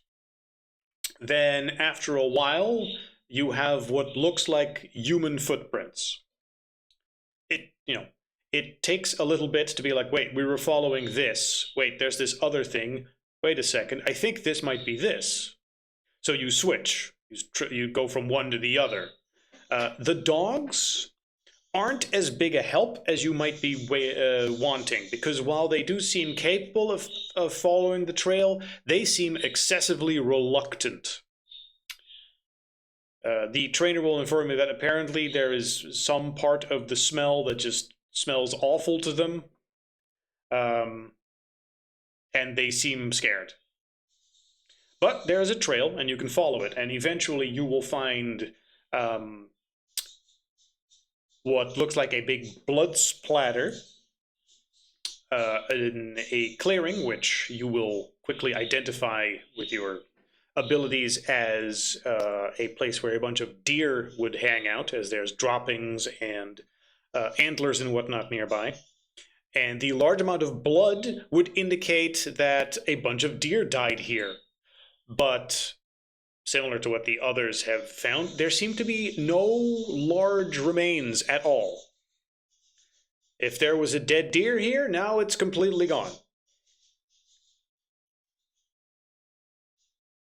And those It's things a are pretty hungry big. motherfucker. Yeah. So wait, the big dragging marks turned into human-like footprints, and then they came here, and now there's another massacre with no bodies. Yeah.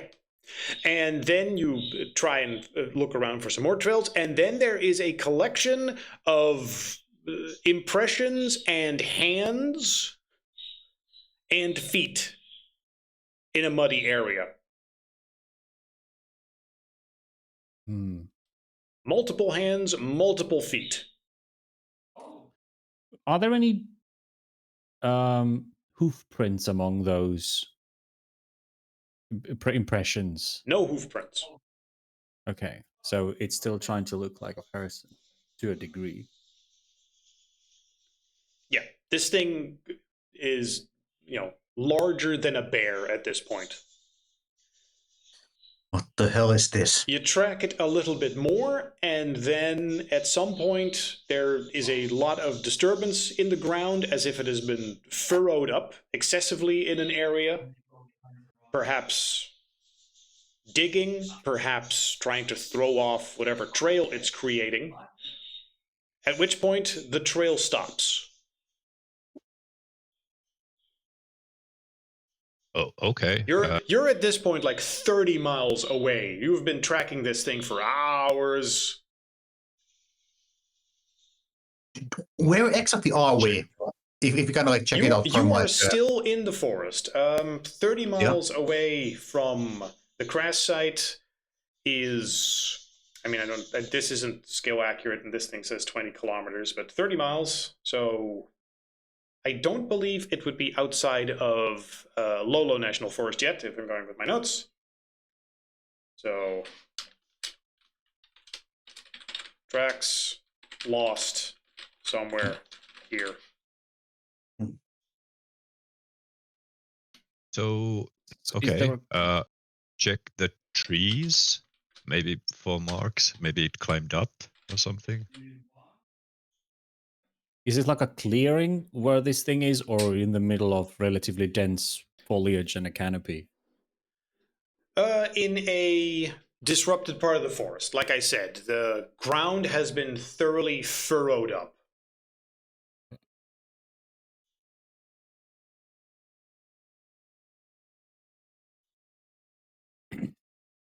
Right, but is it okay? There are no Just more wondering. tracks leading somewhere else. You can check the trees in the surrounding area real quick, but don't see a bear-sized creature just hanging from the branches. And it seemed like it had been digging. Is there an access to a random sewer canal or something like that? In the middle of the forest, you highly doubt that. Yeah, I do, but it can't be just. It can't have just vanished. Or maybe more likely a cavern, some sorts. I mean, there are forest areas where there are cave systems underground. As far as you know, this is not one of those. So there's like deep grooves in the ground, but the soil doesn't look. You know when you till the soil in a garden? You rake away all the leaves, and then you start tilling all the soils and getting rid of all the weeds you don't want. So it's just a large furrowed patch. That's what it looks like. Okay. Like everything that could leave a trace in this entire place has been systematically messed up. Right. Right. Okay. It's do I see multiple different hand marks, or is it just the same like pair of hands and feet that have done the? I mean, in an impression in the dirt, how much detail do you want? From all the tracking you've done up to this point, they've always been in a cluster when you tracked them. Okay, cluster. So it's not like here's one and there's a second one over there. Like, no. Yeah, okay, but that seems weird. That seems disconcerting.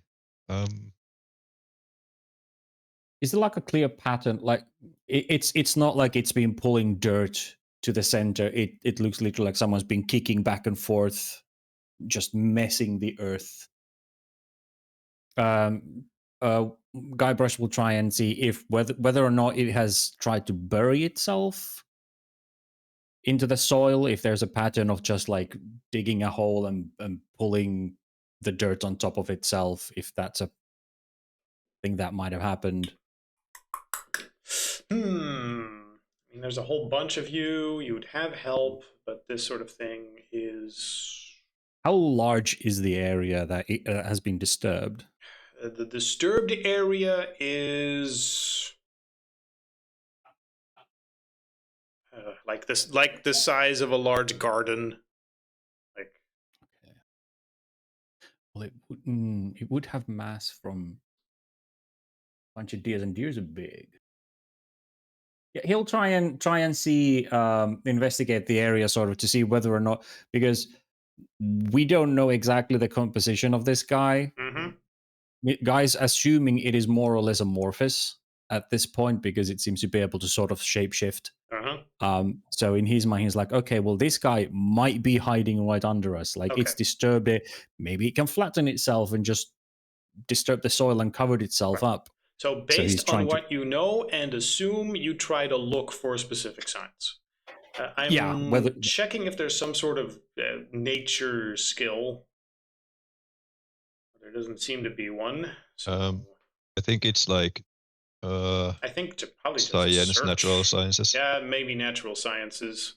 You have you've got biology and you've got high search. You know what? Give me the biology check. But you're making some assumptions, so just flat. No one's helping. Yep. Wait, I'm trying to find biology. It's in the it's upper right. Science, biology. Oh, there we go. Of course. Nope. Failure. Ooh. Okay. You can mark it. I get to mark it. Yeah. Yes.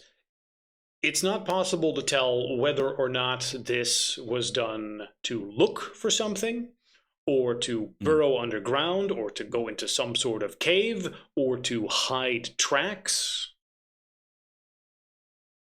He goes around and pokes the area with a stick. Yeah, I mean, you can poke around it into the soil and yeah. So we have a cleaning expert with us. This place seems like it has been cleaned. Of a that's true. Suspect. It very much looks like a systematic cleaning took place here. Matteo would definitely look at it and be like, "This was systematic. Someone tried to clean. It's very clean." Can I look for any cleaning agents? Mr. Tortilla. I will give you a default and say, due to your expertise, you can tell no cleaning agents were used here. This was all tools.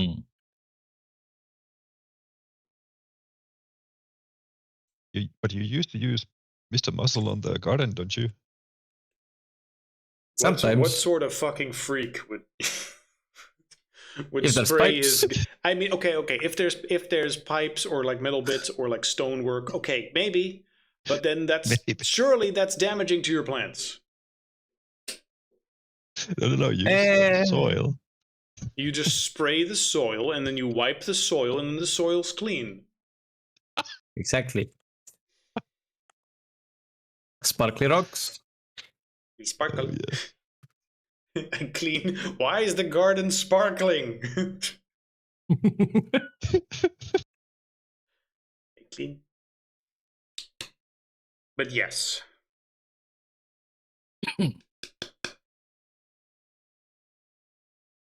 But yeah, certain things are obvious to Matteo, but it doesn't tell you anything more than was already obvious. It excludes certain things, like no weird chemical agents present, as far as you can tell. Certainly not any cleaning agents. But it does have all the hallmarks of someone trying to cover up specifics. Anyway, what do you do from here? It is almost nighttime. Do you continue here through the night? It is currently, let's say 9 o'clock. Spent time tracking. tracks. Okay, this is a stretch, but could Middle of I the timeline to the other use side. occult to theorize any like folklore or secret texts about anything pertaining to this kind of creature or whatever entity this is? Occult to see if you happen to know anything about something with these traits. Sure. Just go ahead and roll. Oh, another failure. I get to It's mark another one. always Cthulhu. Yes. You're tracking Cthulhu, and Cthulhu is currently, patrolling through the forest as a big multi-limbed humanoid thing. So, are we absolutely sure this is these were hand and leg marks and not tentacles? Actually, now that I think about it, the creature would have multiple tentacles, wouldn't it? They do seem a little tentacly in places, the tracks. So, maybe. Yeah, there you go. Prefer the idea of a tiger on wheels. Oh, well, we should be ready for a massive confrontation too. Flamethrowers are definitely our friends here. If what I'm thinking might come true. I mean, this thing could be as Did you big as bring a a flamethrower hill. for Signora? For Signore, I think you Or should Mr. be Tortilla? asking Mr.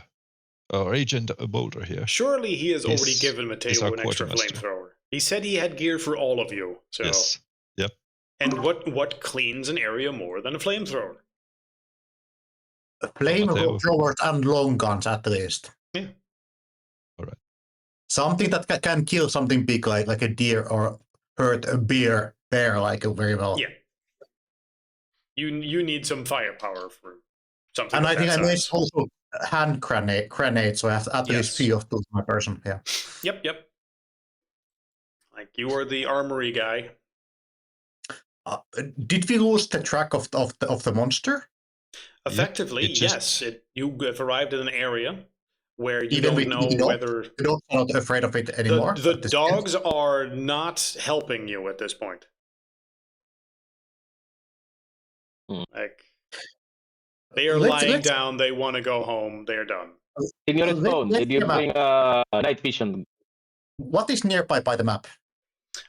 You are on the border of Clearwater National Park and Lowland National Park. There is a highway slightly to the north.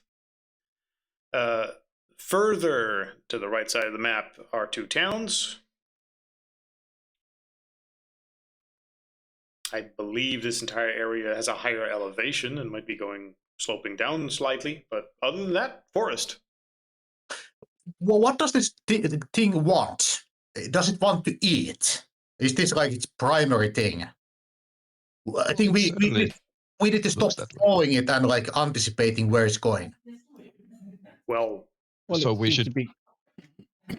Okay, we could order in a mass of protein. In the maybe a deer carcass or 2, and set a trap for it. Lure it in. Is it smelling it? I don't know if it has senses or instincts as we understand. It's always difficult with these things. The entity could be ununderstandable if you.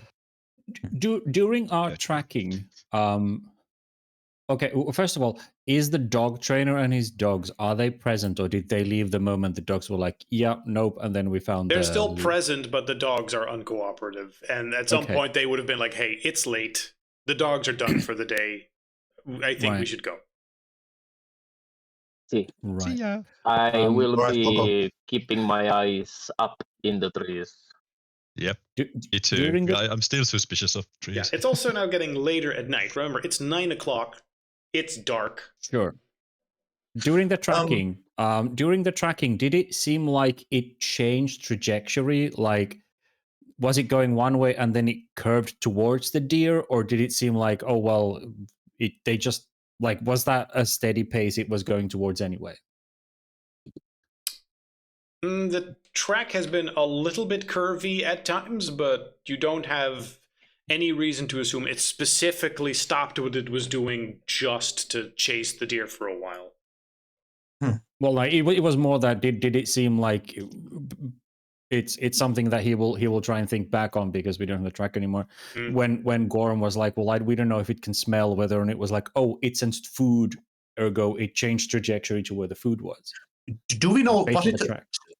it like a wind on that direction, so the scent of the carcass would have like been brought on its nostrils?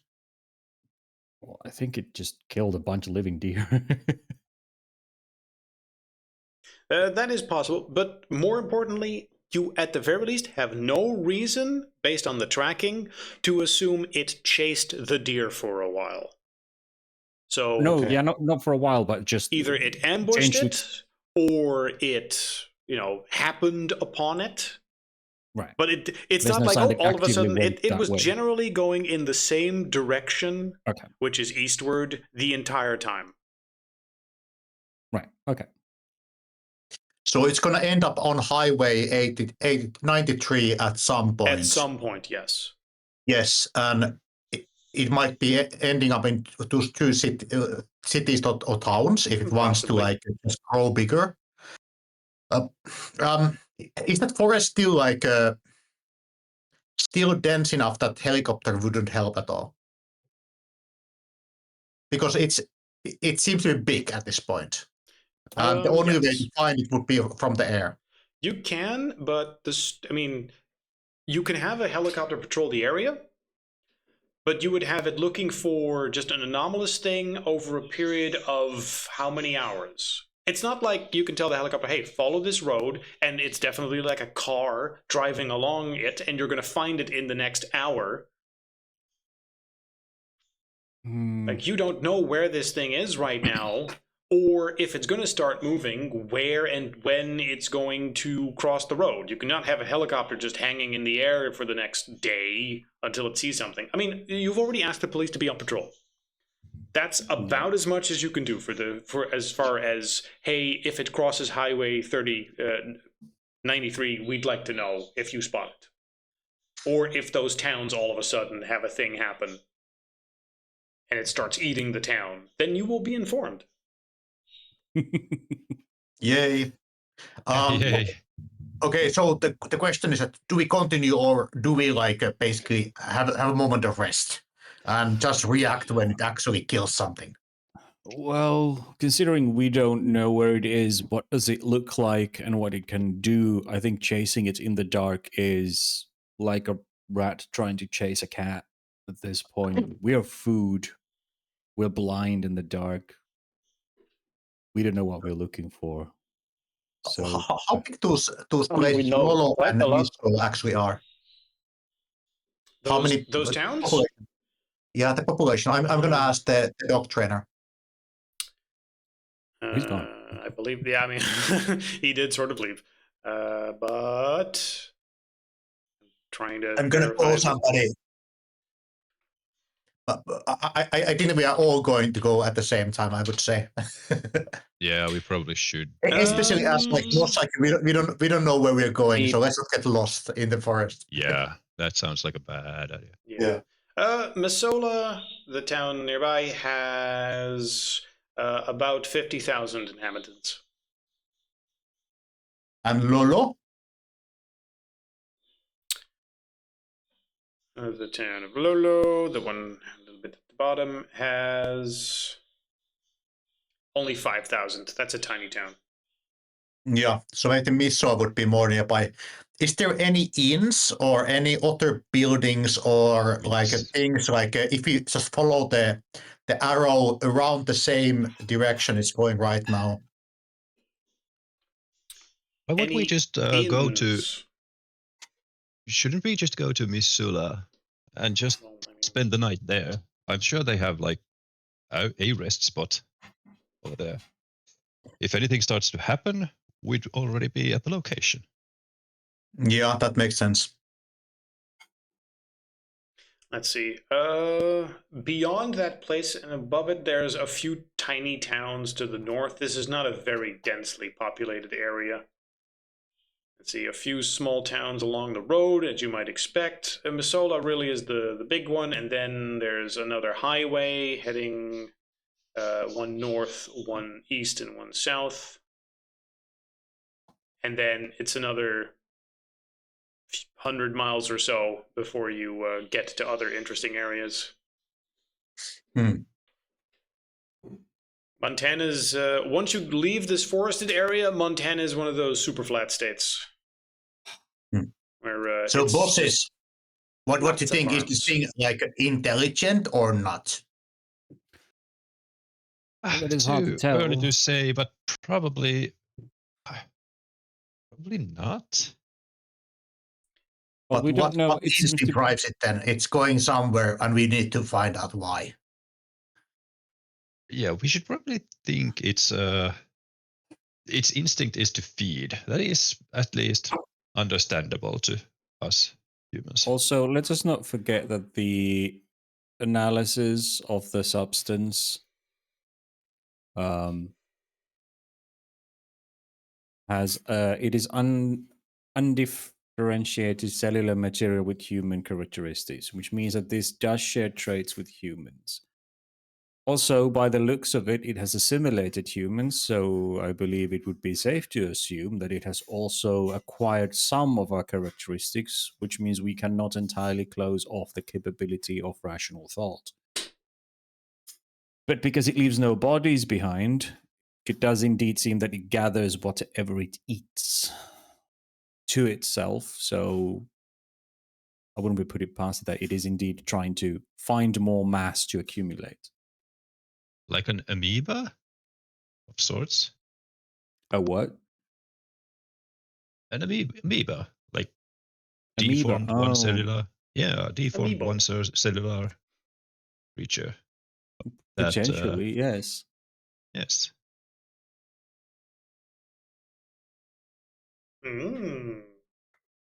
Also, the name is Bounce. I am entertaining a meager hypothesis that the disturbance is due to it projecting itself towards the sky. You can't follow a trail if you jump high, if something jumps high enough. And it's a forest, so there would likely not be that many witnesses. That would also explain why its tracks disappeared.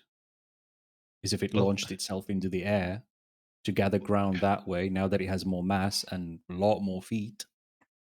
So if it launched itself, was it underneath a tree so we could see at least a broken branch or something? No, That's what I was the trying to disturbed clear. area was much larger than a single jump point. It's not like, oh, it stops at this tree, and then you look up and it's there, or there's the broken branches, and oh, from here it went by tree, and we can keep following it. Like, no, you have searched this area. Right. Yeah, not like it's Tarzaning on the trees. No, it was more like maybe flattening it and then swiftly contracting to shoot itself up. Yeah, maybe, cover, but I like- mean, what do you expect to find in terms of trails for that? Like, No. Well, I guess like he said, broken branches or something in the canopy True, that shows but that something large went through. But yeah, you don't see something like that. If there was an additional Sure. clue in that sense, you would have spotted it. yeah. Okay. Okay. Let's just say we take a soil sample with us, because that's probably going to be useful. Right. hopefully, Yes. potentially. We can take it to the lab along with the blood and then compare it to the blue goop that has been gathered before and see if there's any traces of it, All right. whether they match. And Guy Brush is like, I would also like to have autopsy reports, review autopsy reports of the first two victims. I'm wondering how much of them was left, especially Mrs. Griffin. So, since we're not going to find it tonight, Yeah. Okay. and we'll You have can to you can wait. spend the rest of the night trying to get back and resting on the way, Yeah. or if there's something in particular you want to contact. It is now 9:00 at night. It is dark. You're tired from a day. You can try to stretch on, but obviously, Depending on what you do in the night, you get different information. So tell me exactly where and how you would go. Would you simply start traveling back to the Seattle residence where the murder took place, or somewhere else? I think we should maybe split up. To be fair, so we might have two different entities from the same source in two different cities, half a day's distance from each other. Of course, this might be that this creature is just happy to fucking go to sleep after eating a deer and two pilots, but we don't know it. And then we have what small child prints in the other direction, wandering somewhere in a heavily populated area. I feel that we are too few people to do both these destinations same time. Yeah. But then I hate if there's people dying left and right if we choose wrong and put all our ammos in the one casket. Mm-hmm. You probably don't want to split up too fine, but travel time does hurt you if you need to be somewhere physically. Yeah, exactly. So far we have no. Can we actually get some information from? Was it Seattle? Mm-hmm. That has there been any events happening that might be related, just basically weird killings or something that could be related for what we saw here, like a tentacle, many-handed monster eating stuff, basically. Killings without corpse, just blood works left behind, dead animals, cows, pigs, whatever. Also, bodies missing. Yeah, well, I mean, that would be in the area around the house. You would want to ask the neighbors and whatnot, like, hey, are there reports of things? Okay. Or the local police. First off, you are currently still at this location in the forest. You can. And it's late at night. Yes. The police department isn't exactly willing to do information requests quite that easily while you're on the phone in the middle of a fucking field. It seems a little weird. Are you staying in the field or are you moving back to Seattle or at the very least out of the forest? Because if you're staying in the exact place you are right now, that makes it a little weirder. Let's keep it called. You can. That's but I want to know whether or not you're investigating while just standing in this fucking place. Because let's say we are returning back from the forest, and let's give a call for Roberta Kane, who was the friendly, who actually informed the Delta Queen about this one. So based on the information, she might be in the position of hearing about strange things happening. Stop the arrow. For the last 12 hours. Proceed to, I don't know, some local place to spend the night, or are you heading towards Seattle? I don't know, travel direction. How far away? Let's say you leave the forest, you go to where you can travel to any direction. Let's make it easy and say you go to Missoula, because from there you can go to one way or another. Right? If the monster shows up here, you're ready. If the monster doesn't show up here, you need to go somewhere else, you can. Fair. How long of a trek is it, though? Yeah. What, to Missoula? Like an hour. It's not a big deal. Okay. You go to the road, and from the road you go there. Proceed to Missoula. But let's give a call for Roberta Kane from while we are driving that 1 hour. Yeah. Okay, you give him a call. He will inform you of two things. One, he will look into that, and as always, there are reports of missing animals in places. He will say that currently there are no more of such reports than usual, so nothing out of the ordinary. Secondly, he will say that he would love to do a wide-scale sweep of certain areas, but currently most of the police force are actually busy with a different incident that happened. What happened? as a bomb was apparently set off at a local strip mall not too far away. Interesting. The entire strip mall ended up, collapsing as the building of the Denot, Belmont, and Wells Detective Agency apparently blew up. Oh. Do we have any actual evidence, like a CCTV from the nearby streets? Anything that would maybe? What you just want them to give you all the clues they have on this? First off, they're busy. They're investigating it right now. It just happened. Do you have any favors you can ask from there? Like, keep us in the loop? Yeah, I mean, the police will investigate, and then when they have something interesting to say, they'll tell you. And if he has any reason to suspect it's related to this, yeah, sure, he'll tell you. So she's a friendly, so basically she knows that there are things that are not from this world, right? Sort of, yes. Okay, I'm just gonna tell what we found, and if this thing is intelligent, that sounds like a possibility of feeding a lot and also cover our tracks. Okay. The thing is, this detective agency is, I believe, in the Seattle area, nowhere near here. But yeah. How far away from the apartment? It is located in Bellevue, Washington, just east of Seattle. But not exactly walking distance from. Well, how far is it by car?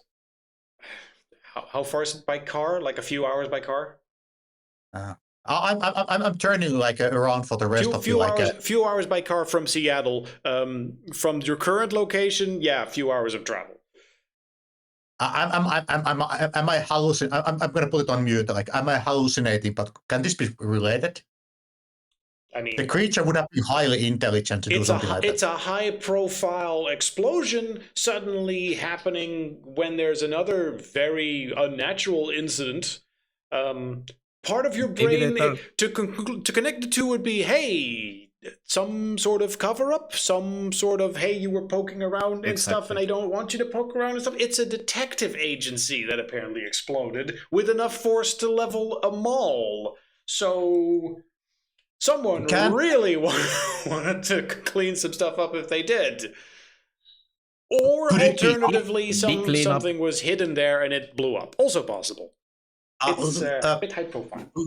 Let's give a call for our handler and verify that was it actually us. If you blew it up. Oh, yeah, that's a fair enough thing to confirm. Hey, did Delta Green blow that place up? Exactly, because they need to know basis.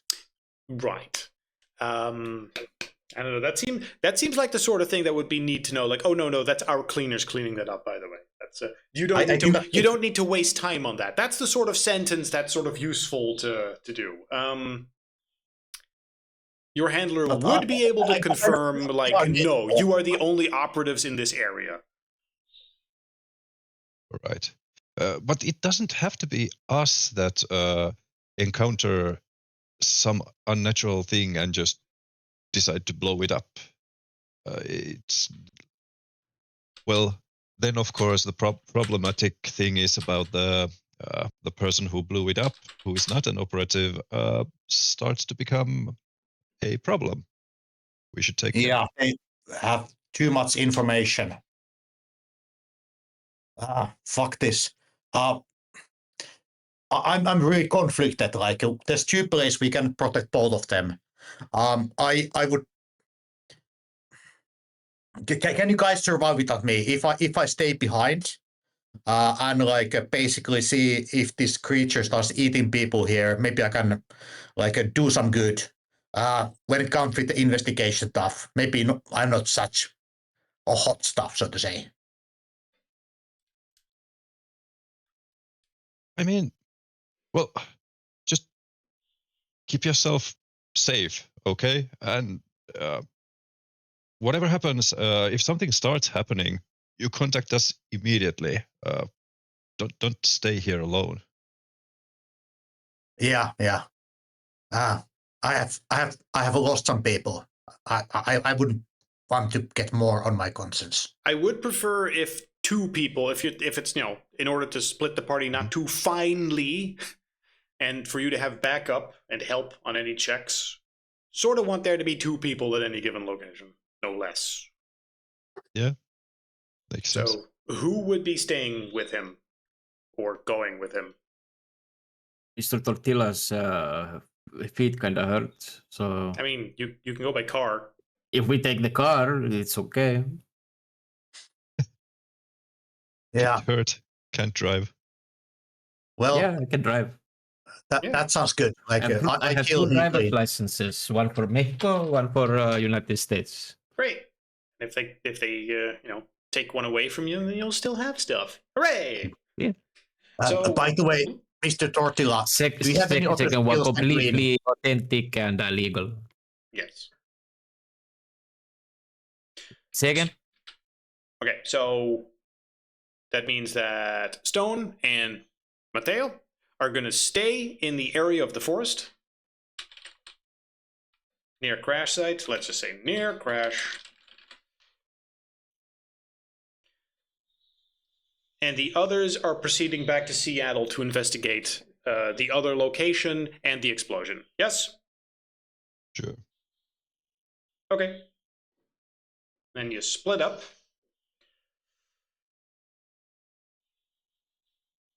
And you keep in touch.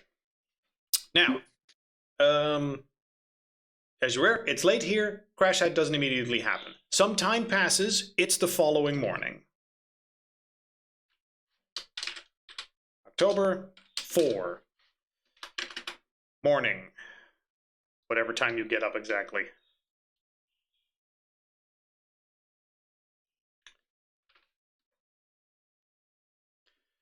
Let's see. Stuff. You are free to proceed where you want. No particular news sources or news events happen besides the information you got. So let's start with Guybrush and Dr. Gorm. Where do you go? Do you go to the place that blew up? Do you go to the house in Seattle where the murder took place? Do you go to somewhere else? What do you say, Guybrush? Should we go to where the house, the original, let's say, incident happened, and see if any traces lead toward where the bombing was, or should we just go straight for the bombing place?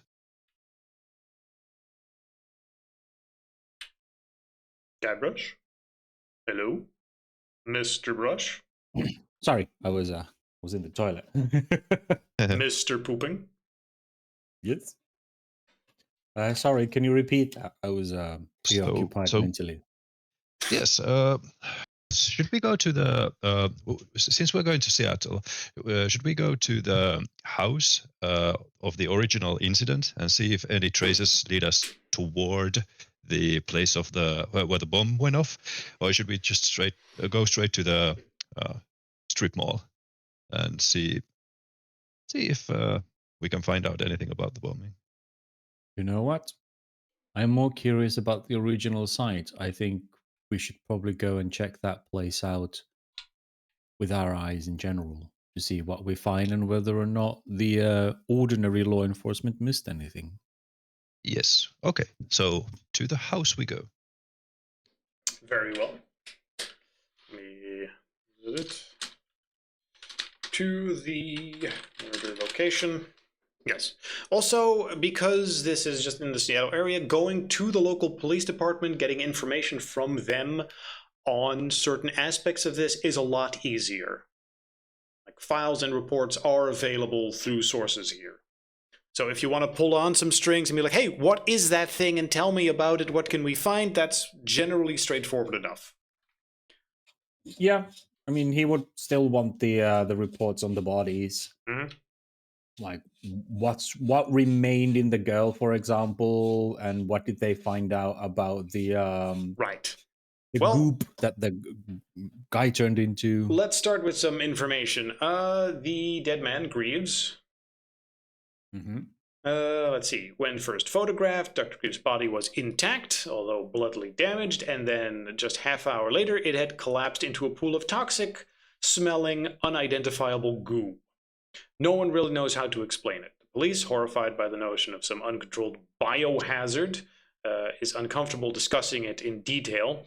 But the medical examiner's assistant captured the transition over a series of photos, so you can see what happened. It collapsed, turning deep blue, then black, then collapsing in on itself. Soon after, the indigo liquid hardened into a glass-like consistency, leaving a pile of unidentified solid matter in a bathrobe. Only his left hand and feet remained. The remains were bagged and moved to the Snohomish County Medical Examiner's office, where they currently reside in a body bag in cold storage. Okay. Well, okay. Let's start with that first of all. Mhm. Why that body and leg? Why weren't they dissolved? I don't know. Good Were question. they was he covered by something and something was like maybe those parts were covered with something and it was in the air, whatever. I don't know. Okay, But secondly, and there was a dissolved it. second body, which is Amanda Griffin,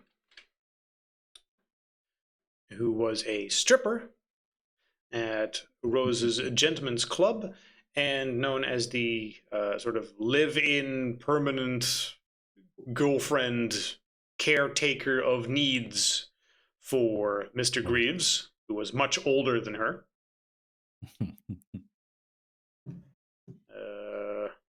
She was an African-American woman born in Olympia, Washington, 1990.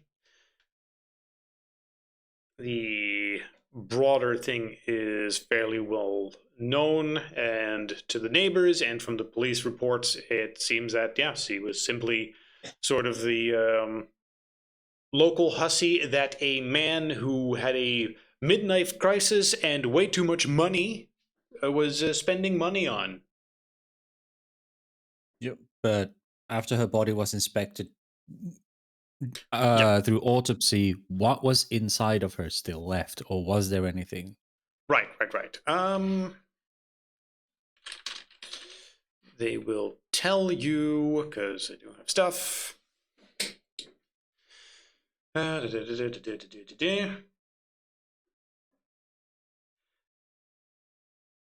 body was bagged and moved to the Snohomish County Medical Examiner's office, where it was placed in cold storage.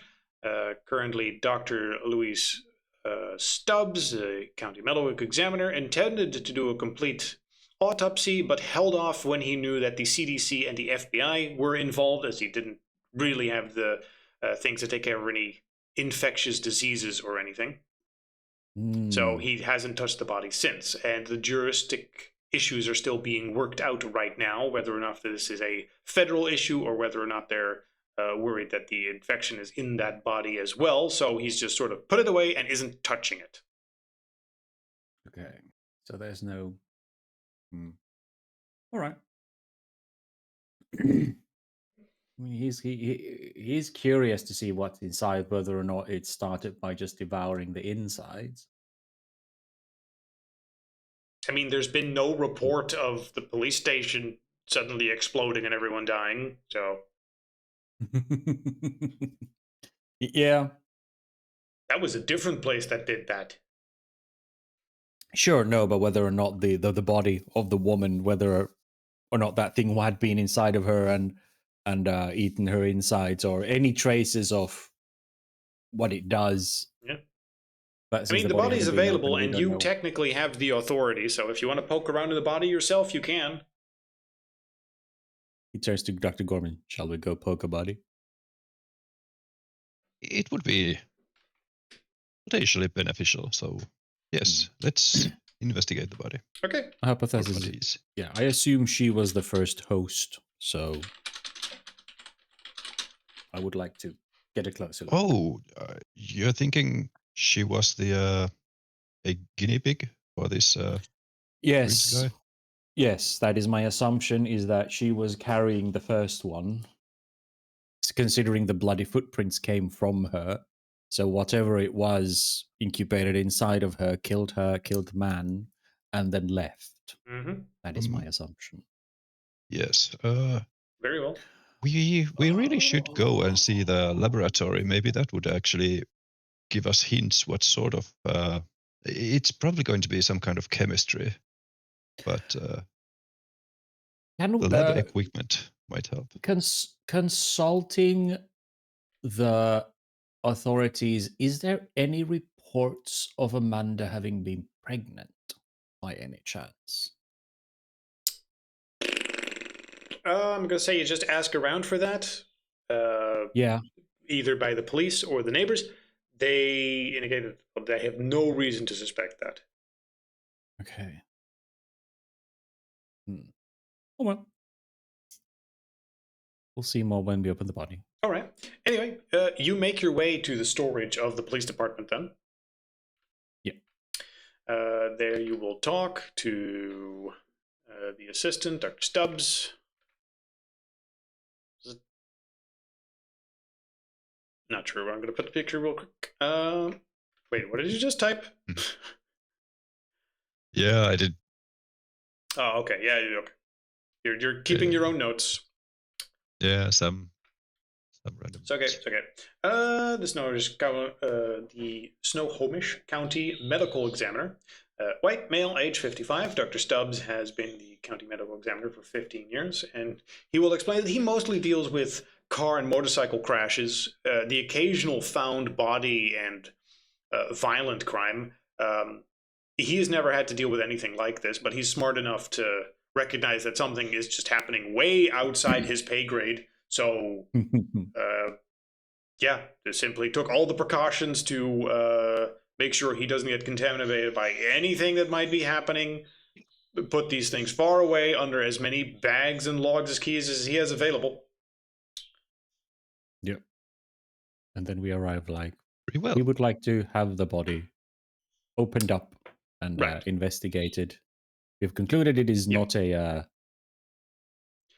He is ultimately also eager and curious about the remains, so he will assist you in any autopsy that you want to do, unless you specifically don't want him involved.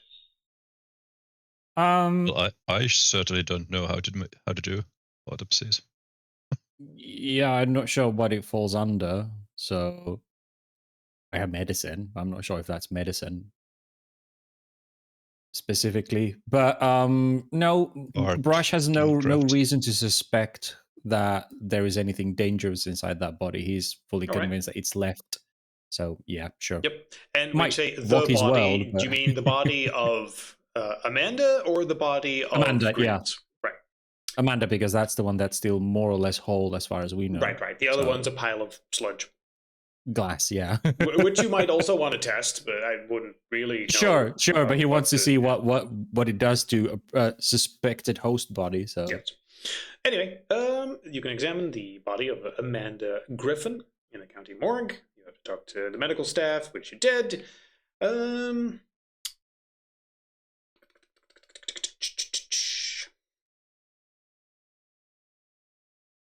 Let's see. How high is your biology score? my biology is 60. 60.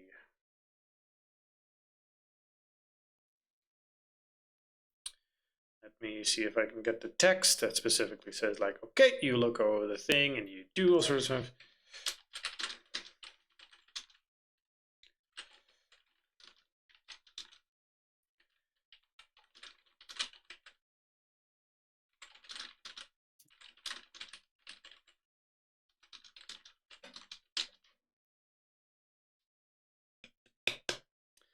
Let's see. Her body is almost entirely just settled, as in a post-mortem, what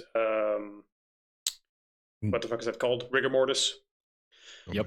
Her biological tissue, however, if you cut into it, has taken on a blue translucent hue.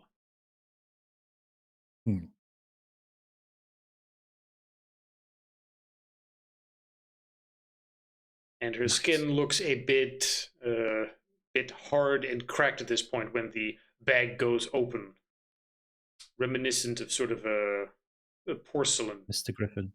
Yes. Ooh. Do you cut deeper into the body? Yes. Very With well. great care.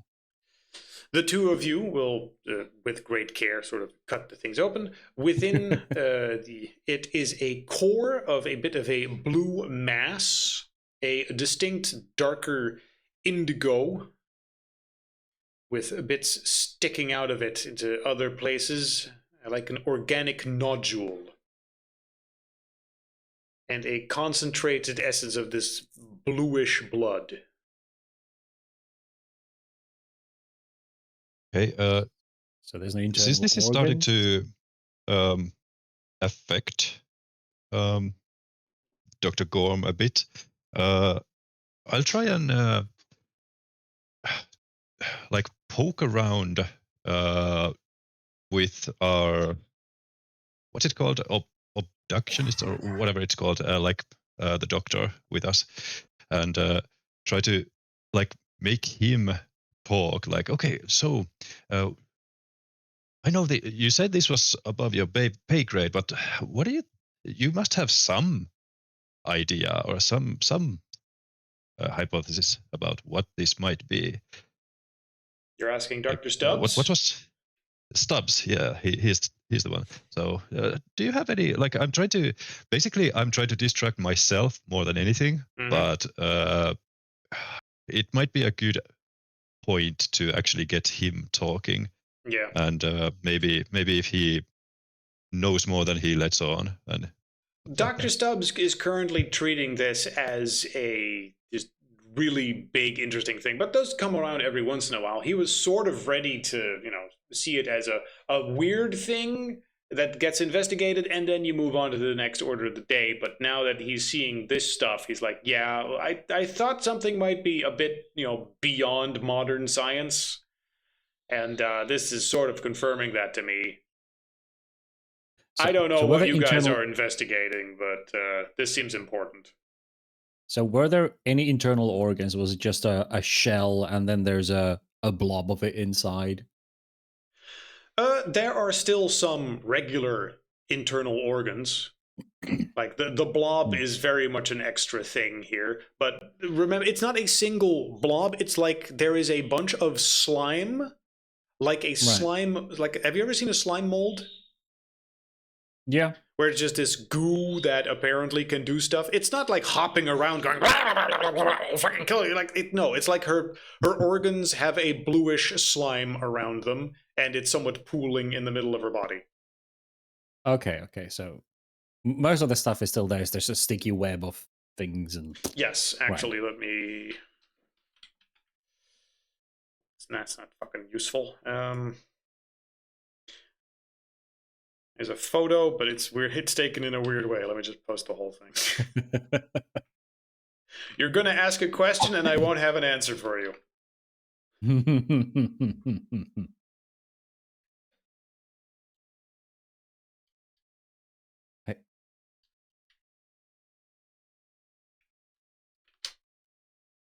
Are we supposed to look beneath the table? And I told you I don't have an answer for you.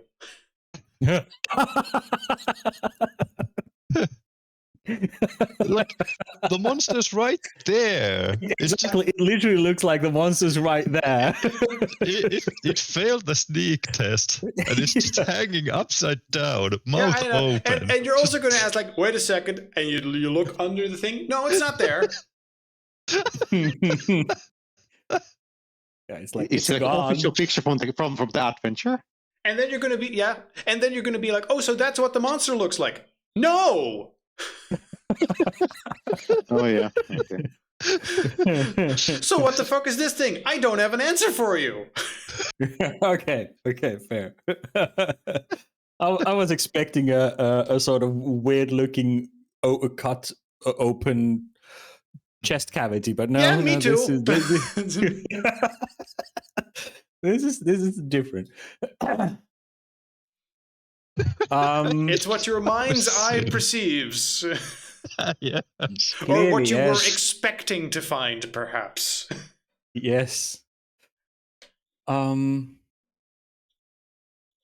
A Guybrush gently prods the sludge to see if it does anything. Is there any reaction? I'm assuming you're prodding it with like your tools.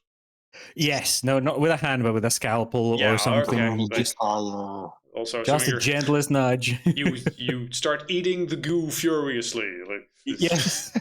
Inhale the glue. Yeah. Sniff the goo. And then I carry it But through yeah. the mansion. And...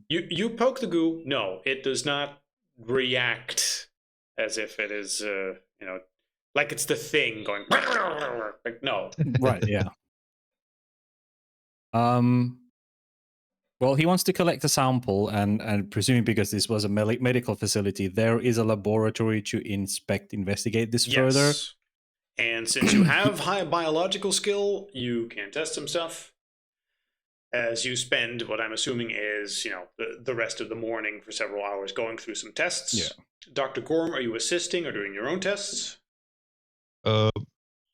One last question for Mr. Stubbs, or Dr. Stubbs. I'll ask, have you ever seen anything like this before? Not, this- no. This is crazy. Okay, that's a no.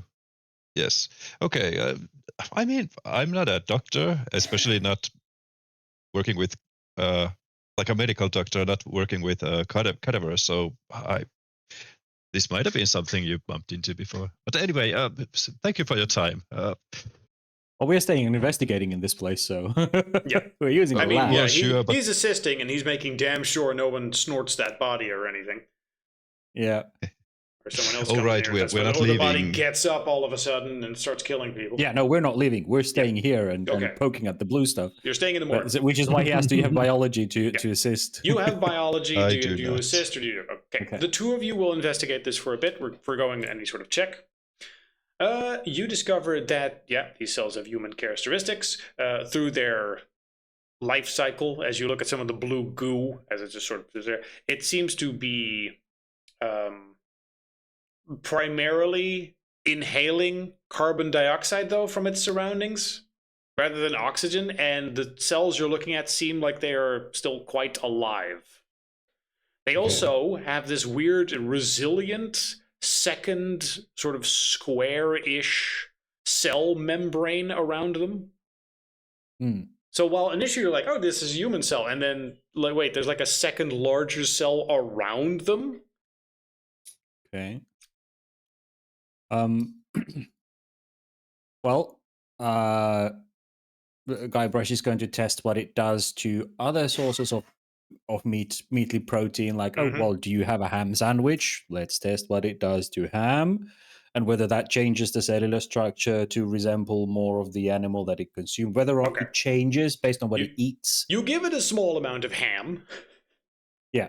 And Like petri other- dish, yeah. some meat, and goop in it, and Yeah, see what it as does. well as other bits of the sandwich, and it just seems to gobble it all up. It does not become a ham sandwich; it simply becomes more goop. Right, but does the goop's cellular consistency, does it still resemble human, or Yep. does it change to It match has the the animal? same. that it It consumes? has the same structure as it did before. There's just more of it. Okay. Okay, so that doesn't. Okay. Well, then comes the vulnerability test. Like, does it burn?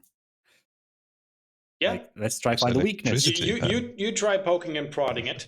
Yeah. It seems like it has no special immunity to anything. If anything, it seems quite sensitive to a lot of things, including you find light. When you go through the regular thing of looking at it under a microscope with various lighting, when you turn up the light intensity, it seems to actually damage and kill these cells quite quickly. You isolate it as it being ultraviolet B light, which is plentiful in sunlight.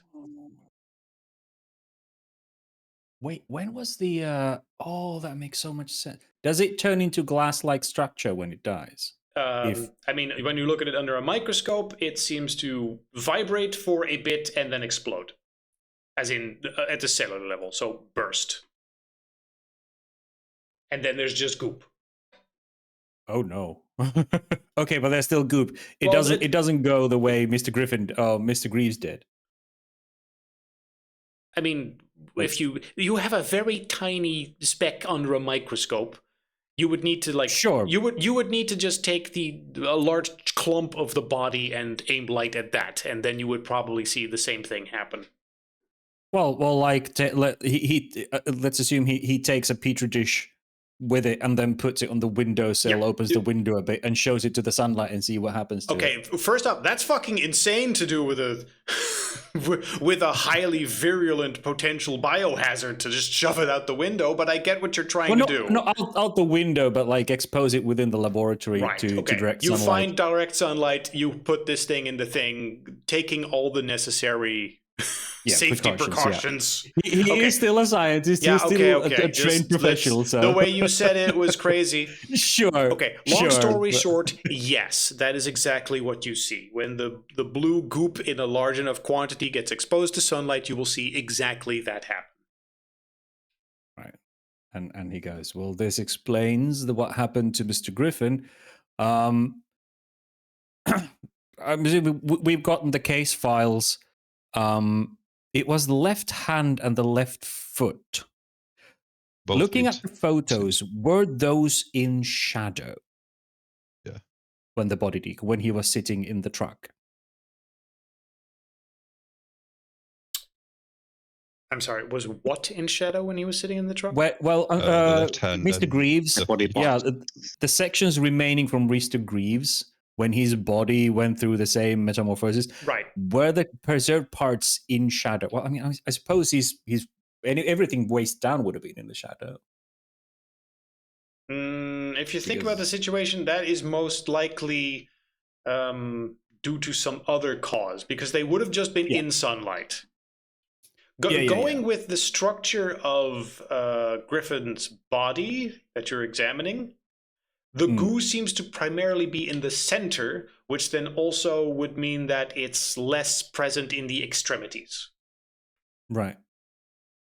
But the entirety of Tybalt, save for a couple of limbs, basically suffered the death that these cells suffer, which would indicate that most of his body was suffused with it. Yes. Or at the very least, a big chunk. Yeah. So, okay. Next, he will want to investigate the remaining limbs of Mr. Greaves, which I presume was in the same place, like the tissue right where it cuts off, to see if there is remnants of the same goop, and then Okay, if you examine the remaining goop, which was unceremoniously sort of scooped up at some point, and also the photos probably show a way better picture. Yeah. Like, the hands were somewhat intact, and then every other part that seems to have been exposed to sunlight would have crumbled into a hard candy mess. And then it sort of cuts off at some point where the last of the goop was crystallized, and then there were just some dead human hands left. Right. And then those human hands are still here, and if we investigate those, they're mostly human tissue. Yes, if you take the time to okay, let's look at these things. Do we see anything weird about those? No, they're dead human hands. They don't seem to have anything of the goop inside them. Right. Okay.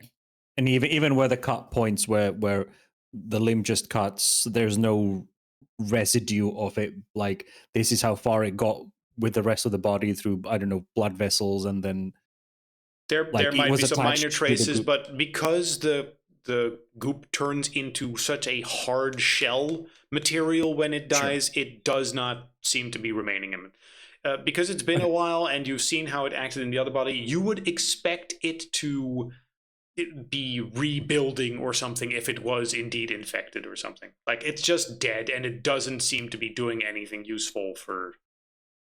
right. Oh, no, it was just to see... trying to figure out why these extremities that were spared, like, was it not spread that far or something? But yeah, it's fine. Like, we can kind of paint the picture that he was infected to a degree, although not apparently as much as Amanda. But taking samples from Amanda's extremities, do they still contain the same cellular tissue? Like it has spread throughout her body, or like does it seem to travel through the veins? I mean, yeah, seems likely. It's very hard to tell. It seems to spreading more in a shotgun pattern than specifically following veins, but it's infecting whatever is inside by the looks of it. Right. Okay. Are there any stretches or anything that would look like that looks like something big, like ripped out through her mouth or throat, like something that didn't quite fit? Because they were like toddler-sized footprints coming from her, and she had a bloody mouth, and the blood had congealed, so that would lead to suggest that something forced its way out through her mouth after killing her. Yes. Let me think.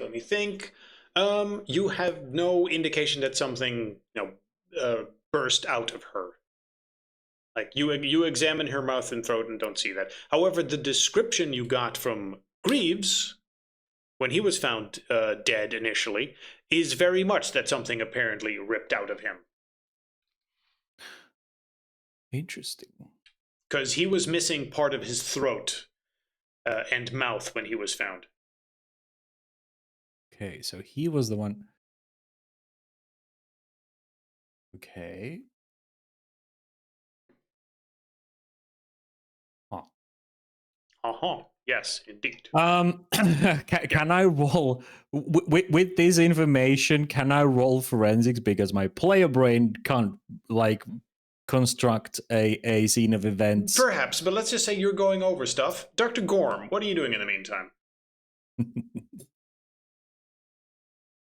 I am getting more and more worried that Guybrush here actually starts to find active cells of this thing. Mm-hmm.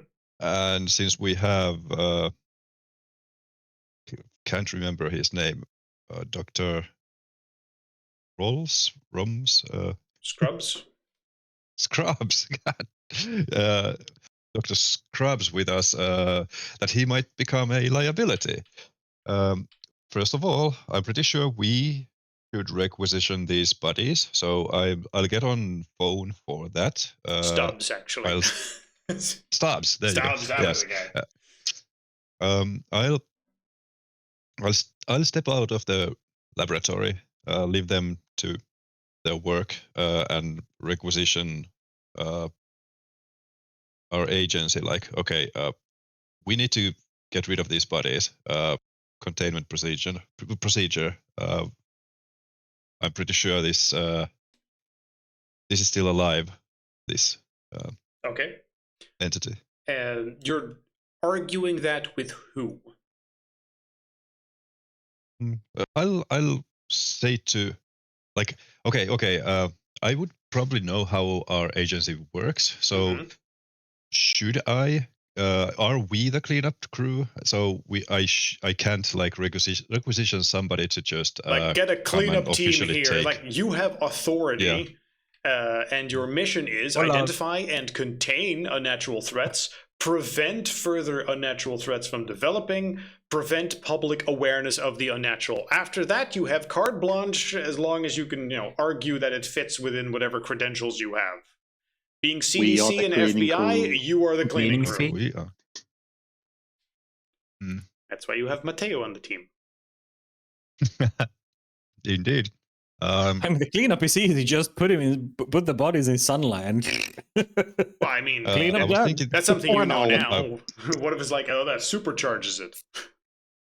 Well, yeah, but now he's been observing this, so like you suspect if you were to take these bodies and toast them some in sunlight, then yes, that should probably kill whatever else is in there. And if you're not sure, then you cut it up into fine bits and then you expose that to sunlight, or you just take a big UV light, or otherwise put it in a big incinerator. That probably works. Incinerator was my exact idea, because this place probably has a crematorium or something like that, at least nearby. So yeah, I'm just gonna I'll try to get Guybrush's attention and like get him like conspiratorially go to a corner and like, okay, you found anything? Have you found that it's alive somehow? Because Yes. if you have, yeah, okay. Yes, it is quite Well, quite much alive. has It is also he? hypersensitive. Oh, I would. Yeah, how involved was he with Guy? I mean, my mental image was that Mr. Stubb was constantly there. Like that has been a back and forth. Yes, he's been helping you analyze this the whole time. Yeah. Like he is fully Yeah. aware that this thing is not normal. Yeah, and he goes, "Oh, he's aware that it reacts. It's Okay. more like yellow mold, except it's blue and it has human characteristics genetically on cellular level. But we also found out that it dies in direct sunlight. It really hates UV light radiation. Interesting, But interesting. We can go other than over that, the doesn't notes have. later, but this I take a peek and make sure Tubbs isn't near enough, and go like, well, I am about to wave my badge around and get these bodies into an incinerator around this facility, and we might have 3 bodies to burn, if you know what I mean. Why? I would recommend I would recommend that the agency. Your job is not to kill normal people, unless you think he's infected. Oh, you don't have to okay. actively kill people if like this guy will spread secrets. Okay, if he's a journalist, maybe, but otherwise, there's parts of the agency sort of specialized in this, either recruiting him or making him agree to forget or something like that. Yeah, okay, like you guys were recruited too at some point. Yeah, which is what Brush is like. I mean, he seems unfazed by this, so I would suggest our handler recruit this guy. Sure, I will consult stuff. our handler, but we should be ready if the time comes. Just saying. Sure, you pull the trigger. I'm going to deal with Dr. Stubbs. We'll go, there, it's taken care of. What? You thought you were going to talk to him, to have him help us. However, yeah, no, go on. Bit of rough humor, like the guy finds invitation from Epstein to like visit his island. Tonight you are the girl. Yeah, Gorm takes a little bit of a shivering sigh, like, and like, I'll go talk to the handler. Hope this turns out for the best. I'm sure it will. Okay. I will go poke the blue goop some more. Yep. If you talk to the Be handler careful. some more, then he will confirm that. Yeah. Okay. Well, we'll take him through our intake program, and once this is resolved, please focus on your mission until then. Oh, and no, it is not your job to kill civilians who you believe are exposed to something, unless they intend to spread the information far and wide. Then use discretion. Anyway, understood. that is happening. Also, burning the bodies in the incinerator. Do you just shove them in the incinerator? Pretty much. I'll wave the badge, say that we have the authority. Incinerator, in you go, both of them. Yeah. Mind you, both the police department and the FBI and the CDC all don't really like that you do that. Of course not. But that's this not is their This is like, this needs to happen. decision. Why? Shut the fuck up. This needs to happen. So fair enough. It was a mix up in the papers, and I'm sorry. Yes.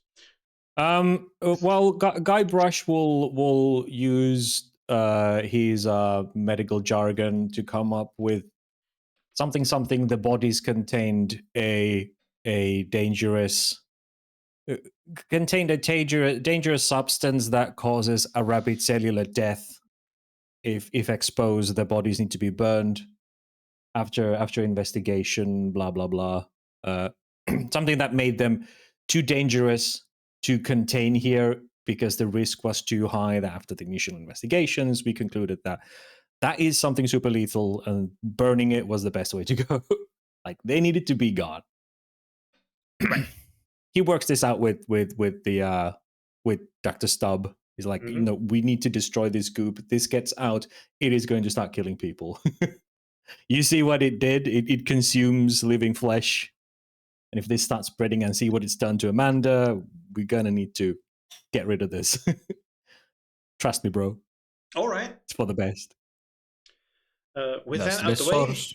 yep. Let's do a quick check on the others. You guys are currently, I believe, in Missoula, right? And you are Yes, patrolling yes. and keeping track of the border area. Along Nathan's with gonna any like patrols that you sleep might have. very little, maybe like 5 or 6 hours. Mhm. And after that, like Oh, he's I will gonna like sleep for him. basically put himself like in one of those patrol cars with from the sheriff office and like drive with him, and maybe like recommend that like our cleaner takes another car so he can cover more grounds. And just hoping, I'm not- kind of hoping that there won't be any call from the whatever 911 calls that there's a monster eating people during the day. I've been Okay. really driven after my sleepiness started. Not sure how I feel about that. Mhm. The Mateo driving is always fun. Oh yes. My idea actually would be that we would be using the local like sheriff cars and pair up with them. Me getting one with like some sheriff like whatever deputy, Mhm, and mhm, like Matteo getting in another and like cover more ground.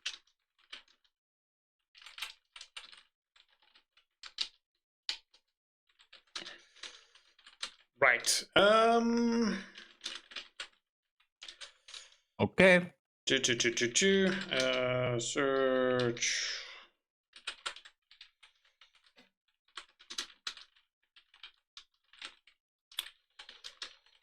And the idea that we can get like every like a police like a broadcast to our knowledge. I mean, That yeah, way. you stay, you monitor it. If even one police officer is like, hey, we saw a weird thing here, you're probably aware of it and going to check it out. Sounds good. I will be sitting at the Dunkin' Donuts waiting for that to happen. Effectively, yeah, you would just kind of be in waiting mode. So I'm trying to determine real quick, like, okay, what would you see from that position? Because that's probably the last thing we do for the day, for the session. But I am trying to confirm, since situation's a little sucky, as you might as you might infer. Many things happening at once, lots of balls being juggled.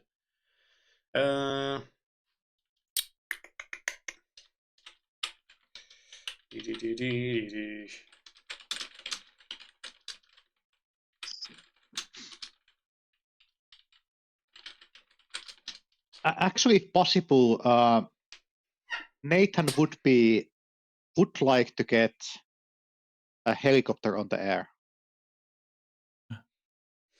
to like just basically like go through the edge of the forest. Mm-hmm.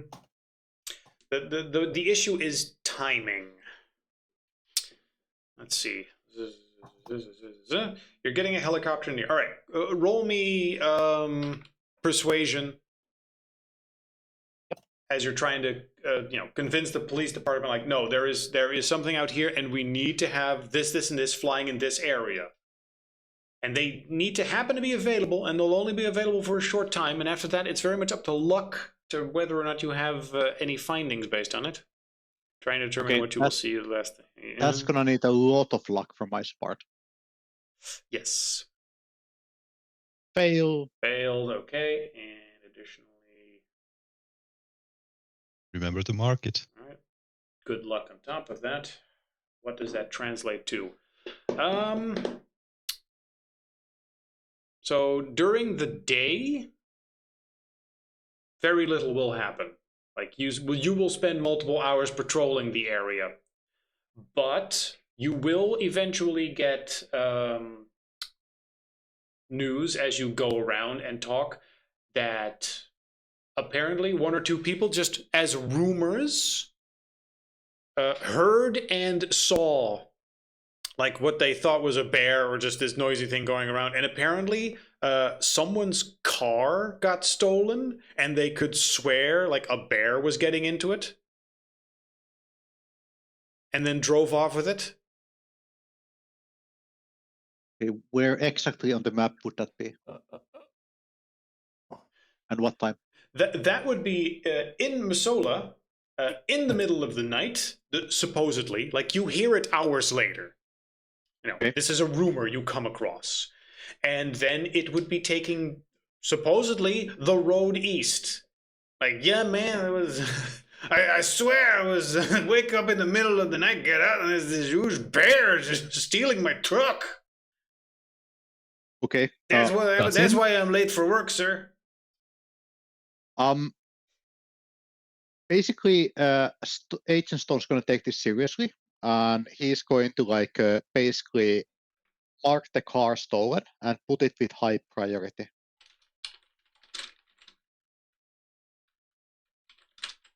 APB on this car. Like they have stuff like Amber Alert, something similar, like just fucking like play the game. Right. Like you put out an APB, like, hey, this car. You talk to that guy, like, hey, tell me what car that is. If I can like go in person and like talk with the guy and then maybe roll a human.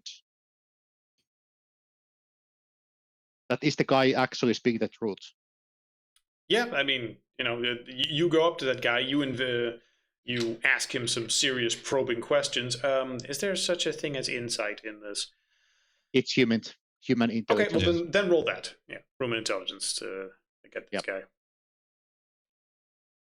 And it's a fail. Another check mark. I mean, he could just yay. He could very easily just be making shit up. Yeah. But I mean, he doesn't have his car right now. But I don't know. Maybe something else stole it. Who knows? Things steal cars all the time. Is the guy like sketchy? Like, is he like a normal person-looking guy or some drug dealer?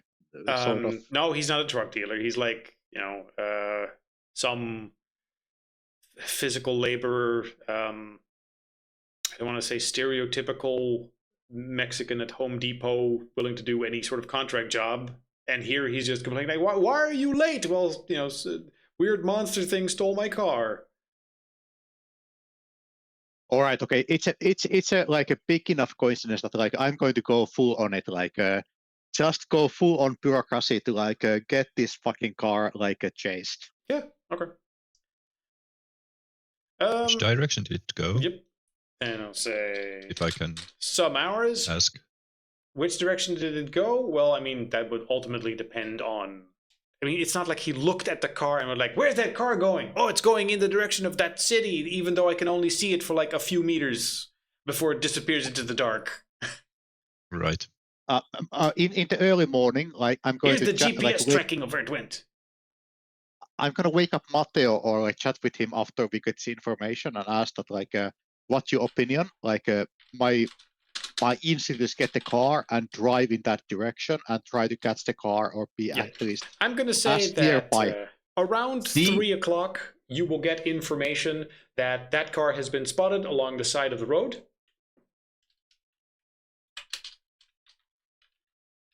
Crashed in a ditch.